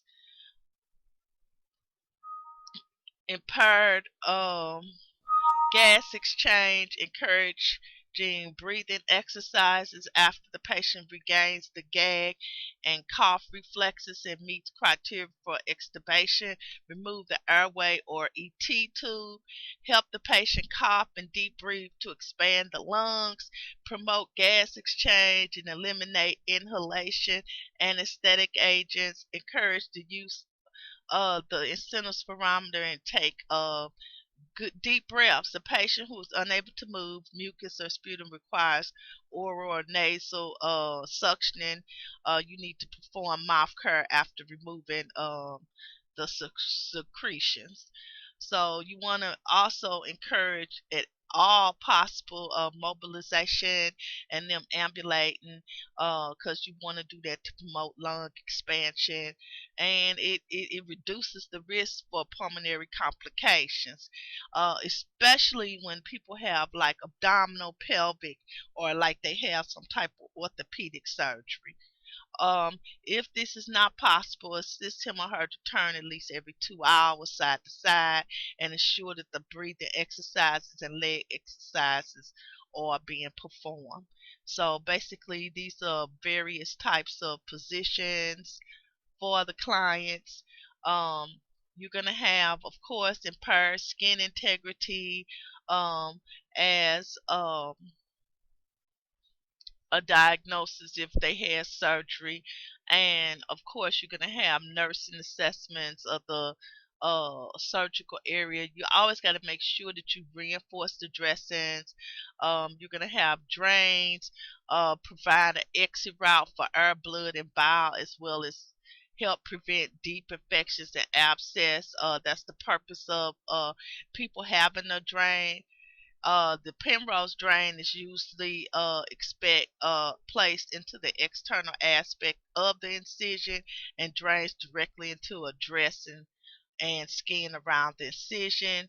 The Jackson Pratt and Hemovac drain are two self-contained drainage systems, and what they do is they provide like a vacuum, and these drains are sutured in place with a suture that seals the area when the drain is removed. Also, as far as dressings go, I would like you guys to know that the first dressing change should always be performed by the surgeon, so that the surgeon could assess the wound, remove any packing, and any drains if necessary. Before the first dressing change, reinforce the dressing if it becomes wet or whatever from the drainage. After removal of the dressing, the surgeon may leave the suture or staple line open to the air, and you need to just look at it for drainage, swelling, or redness. An unchanged wet or damp dressing is a source of infection. So you really need to make sure that you use aseptic technique when it's possible when changing, and assess the skin for redness, rash, or blisters. When a person has sutures and or staples, you need to make sure that those are removed within 6 to 8 days, because what happens is the skin and everything tends to grow around the areas and makes it more difficult. And after those are removed, then what you could do is secure it with steri strips. Um, Usually they have antibiotics and irrigations, which if a person has a wound infection, which are used uh, against the organism that's common towards that specific surgical site.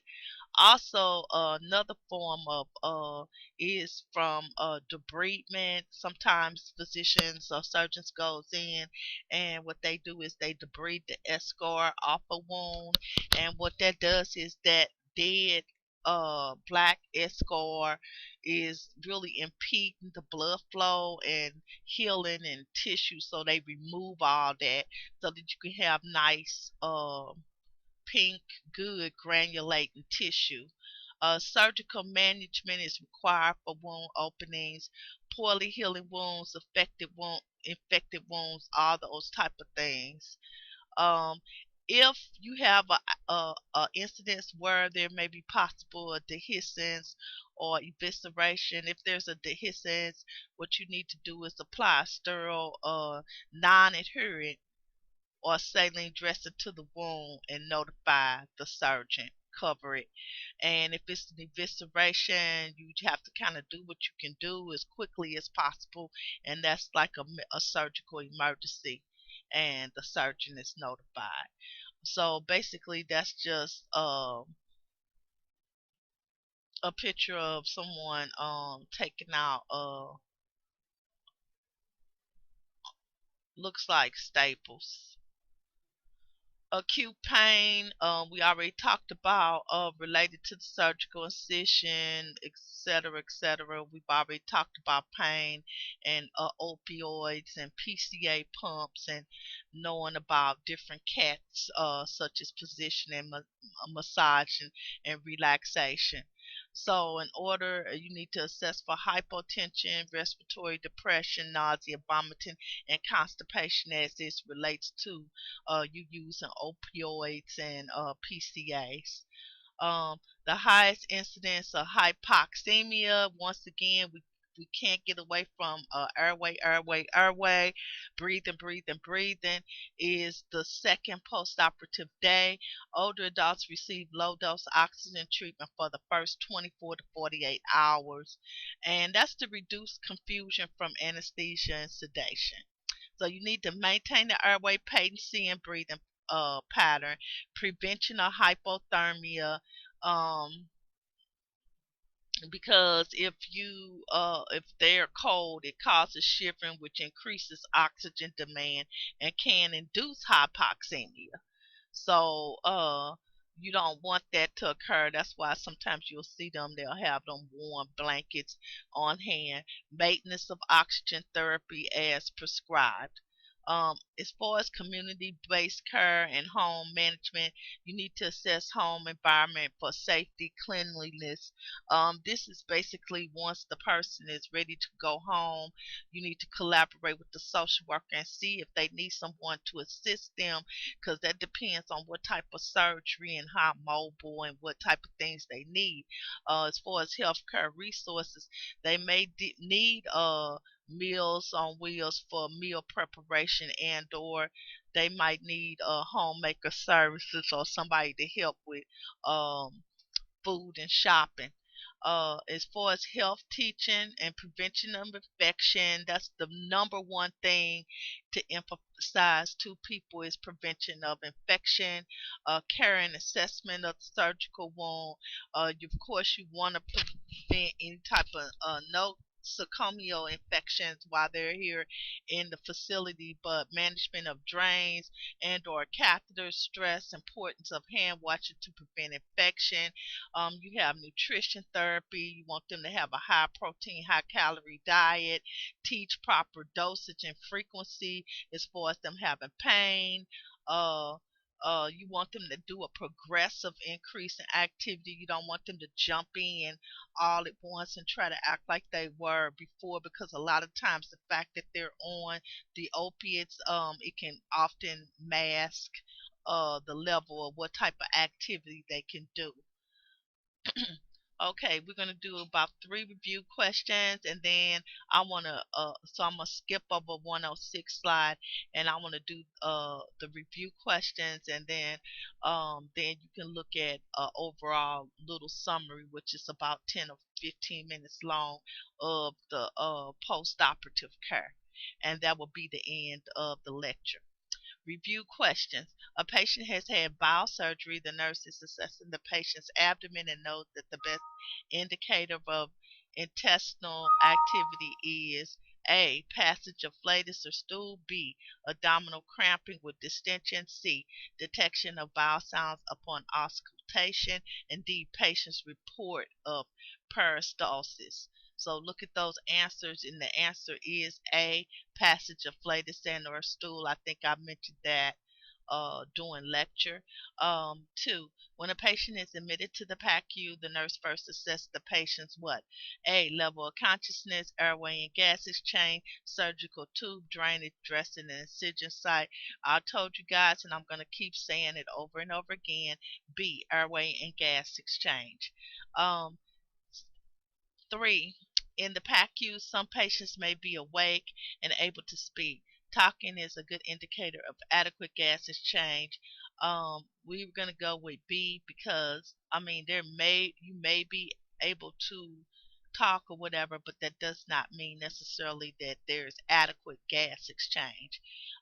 If there's no questions, of course you feel free, if you do have any, to give me a call, and then we're going to look at right now the summary of the post-operative care, and that'll be the end of the lecture. Thanks.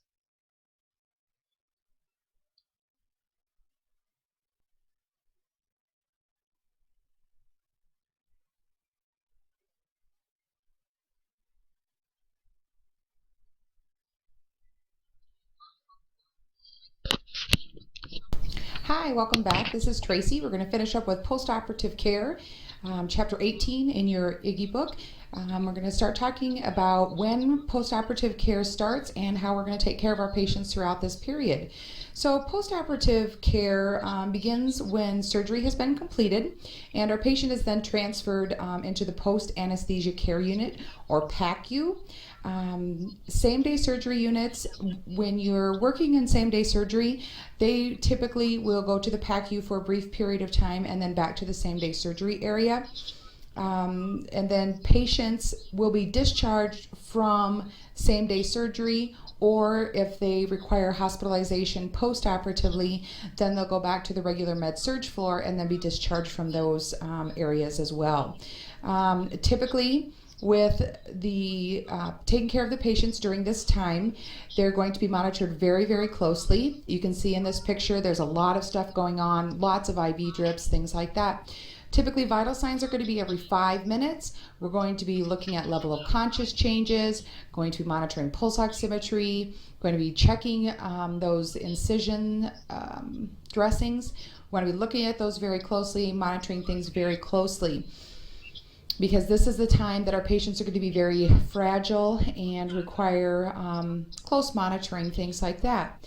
The post-operative period will continue after the patient's condition is stabilized. The patient is discharged, and then until they have that follow-up with the surgeon in that post-operative period, that's the length of time that it will be. So sometimes people will be in a quote-unquote post-operative period for several weeks.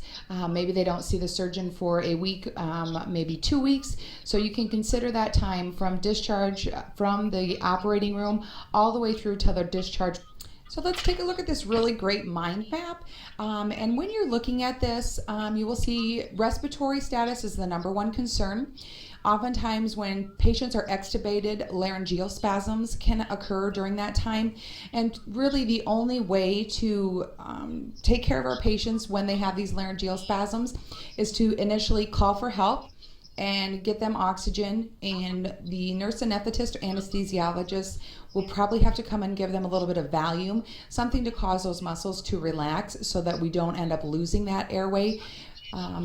So airway, number one concern. Take a listen to those lung sounds, especially if you're taking care of patients that have congestive heart failure and we're giving a bunch of IV fluids during surgery, prior to surgery. Be listening to those lung sounds, making sure they stay nice and clear, having our patients cough and deep breathe, watching for that gag reflex.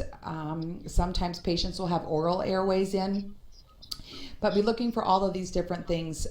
So it talks about positioning, suctioning, coughing and deep breathing. Do they need to be on mechanical support? So are they going to be on a ventilator post-operative? So just a few different things to think about. When you are receiving report in the PACU, make sure that you get a good detailed report. And when you look at this little lady right here in her green, they want to know how the patient tolerated it, the type of surgery, the type of anesthetics, results, complications, INOs. So things like that, just make sure that you're getting all of that information so you have a good knowledge of what your patient just went through. When patients wake up in that immediate post-operative period, typically they are forgetful, confused. So we need to make sure that we continue to reorientate them, so letting them know where they are, know that surgery is over with, know they're doing okay, let them know that the surgeon has visited with their family. We try to keep it a fairly quiet environment and explain all the procedures. And sometimes it'll feel like you are explaining the same thing over and over and over, and you might want to strangle your patient, but rest assured, once that anesthetic has worn off, things will get better. When can our client return to the room? See across the bottom of this slide, when vital signs are okay, when they're awake, the dressing looks good, and they can maintain their oxygen saturations.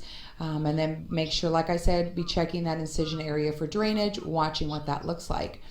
Post-op complications, we had addressed those a little bit in the previous presentation, but so it's, if you look across the board as far as lungs go, atelectasis, hopefully you all know what atelectasis is.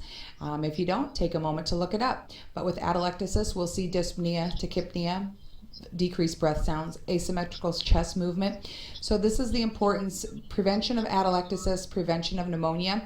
That's why we need these patients to cough, deep breathe, use their incentive spirometries. We want to get all of those secretions that are sitting in those lungs, get them up, get them moving. Urinary retention, we see urinary retention very, very common with a spinal or epidural medications administration.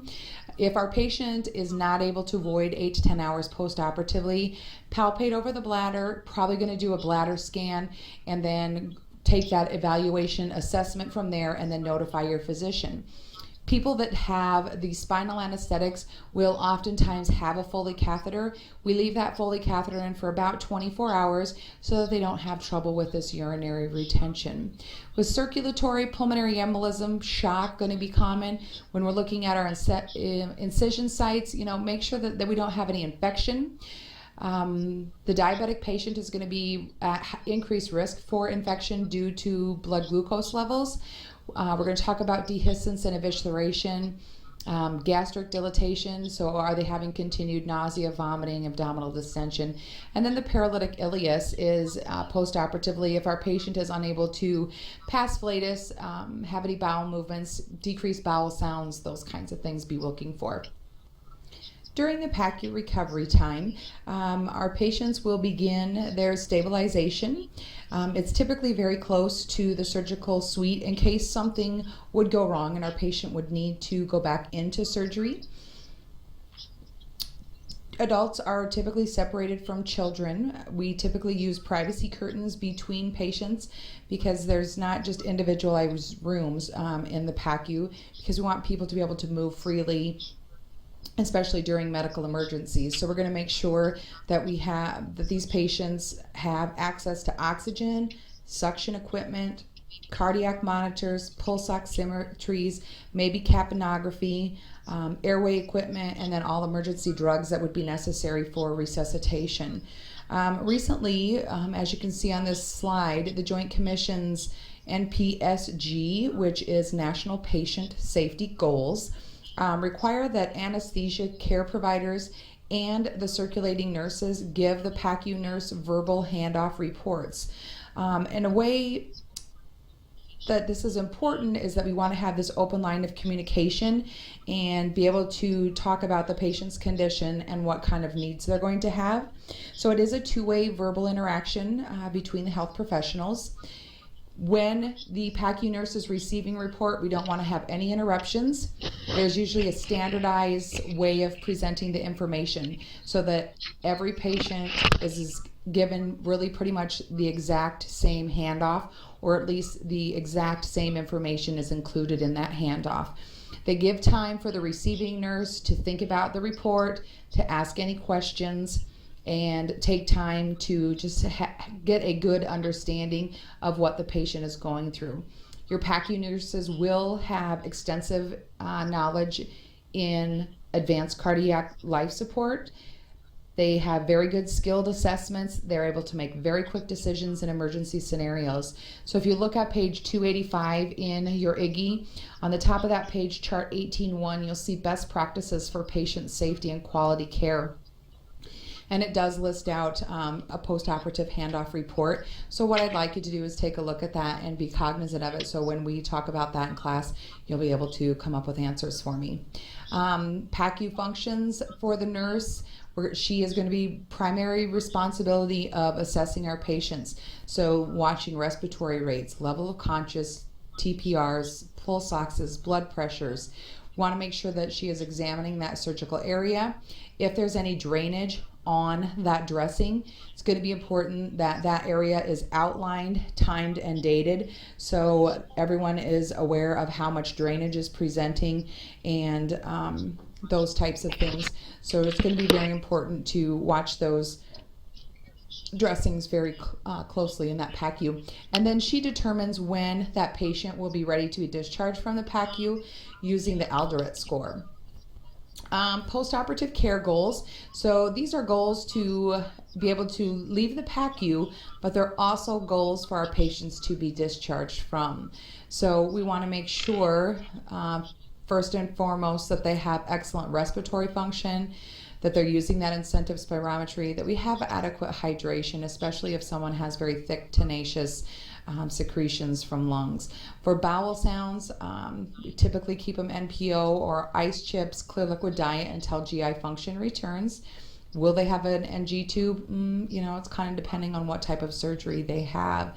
So it's our job as nurses to listen to bowel sounds, record those bowel sounds, record passing flatus, record any bowel movements, and then we will be responsible for progressing that diet, because typically what you will see is a physician's order that says progress DAT, so progress diet as tolerates. For management of cardiovascular function, we need to be looking at hemoglobin hematocrit. We're looking at skin color. How are they tolerating activity? Early ambulation is going to be very important for our surgical patients to prevent thrombosis, DVTs, pulmonary embolisms, all those kinds of things. We do want to take a look at fluid and electrolytes. So are they on a continued IV rate? Are they sipping? Are they drinking? Watching those fluid and electrolytes, and then any drainage. And then for comfort, we do want to make sure, it talks about analgesics. So are we looking at the opioids, or are we able to step down to something else? Antiemetics for vomiting and nausea. Hygiene, if they're sweating, diaphoretic, when they first come out of surgery, they have all that scrub solution on them. So let's get them cleaned up, bathe them, get them in a clean gown. You guys all know, it seems like if you take a shower, you feel a little bit better. So at least give them a bed bath, clean them up. And then also promoting as much rest as we can. With our respiratory assessments, biggest thing is, do we have a patent airway? If they have an artificial airway, we need to note that. Sometimes you will see that they have an oral nasal, or they will have an oral airway in, and when the patient wakes up, that's when we determine when to take those airways out. Looking at the rate, pattern, depth, always take a listen to those lung sounds. Watch how they're breathing. Listen for any snoring or stridor. If they have stridor, it would mean obstruction. So then you need to be thinking about getting help. And then respiratory depression or hypoxemia, because you need to consider these patients have had quite a few medications, so we want to be watching that. With the cardiovascular assessment, vital signs is going to be a great way to assess them. We want to ensure that their heart rate, blood pressure return to 10 to 15% of the normal prior to discharging them from PACU. Monitor for VTEs, and we'll talk a little bit more about those, but we really don't want our patients to develop any venous thromboembolus. So we'll be looking at those, watching your cardiac monitor. If they're in a different rhythm than what they were in the preoperative phase, we need to be continuing watching that. Listen to heart sounds, make sure they're still regular if they were regular prior to surgery, and if they were irregular, make sure that that's a consistent finding. Neurologic system. With the neurologic system, we're just going to be assessing our patient's level of consciousness. And as I said, they may seem confused, disoriented, those types of things when they initially wake up. But as time progresses, that will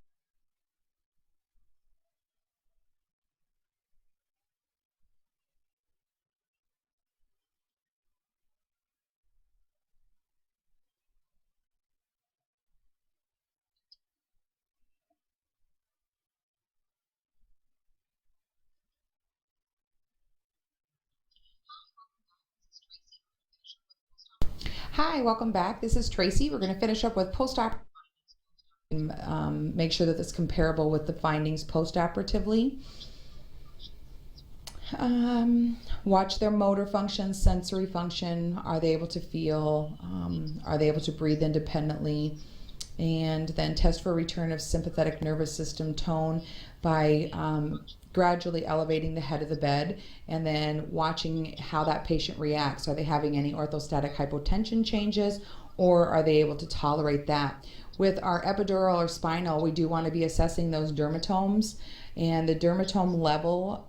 So we're going to be asking our patients if they can feel us touch them, if it's dark, if it's dull, if it's sharp, and how they're able to move.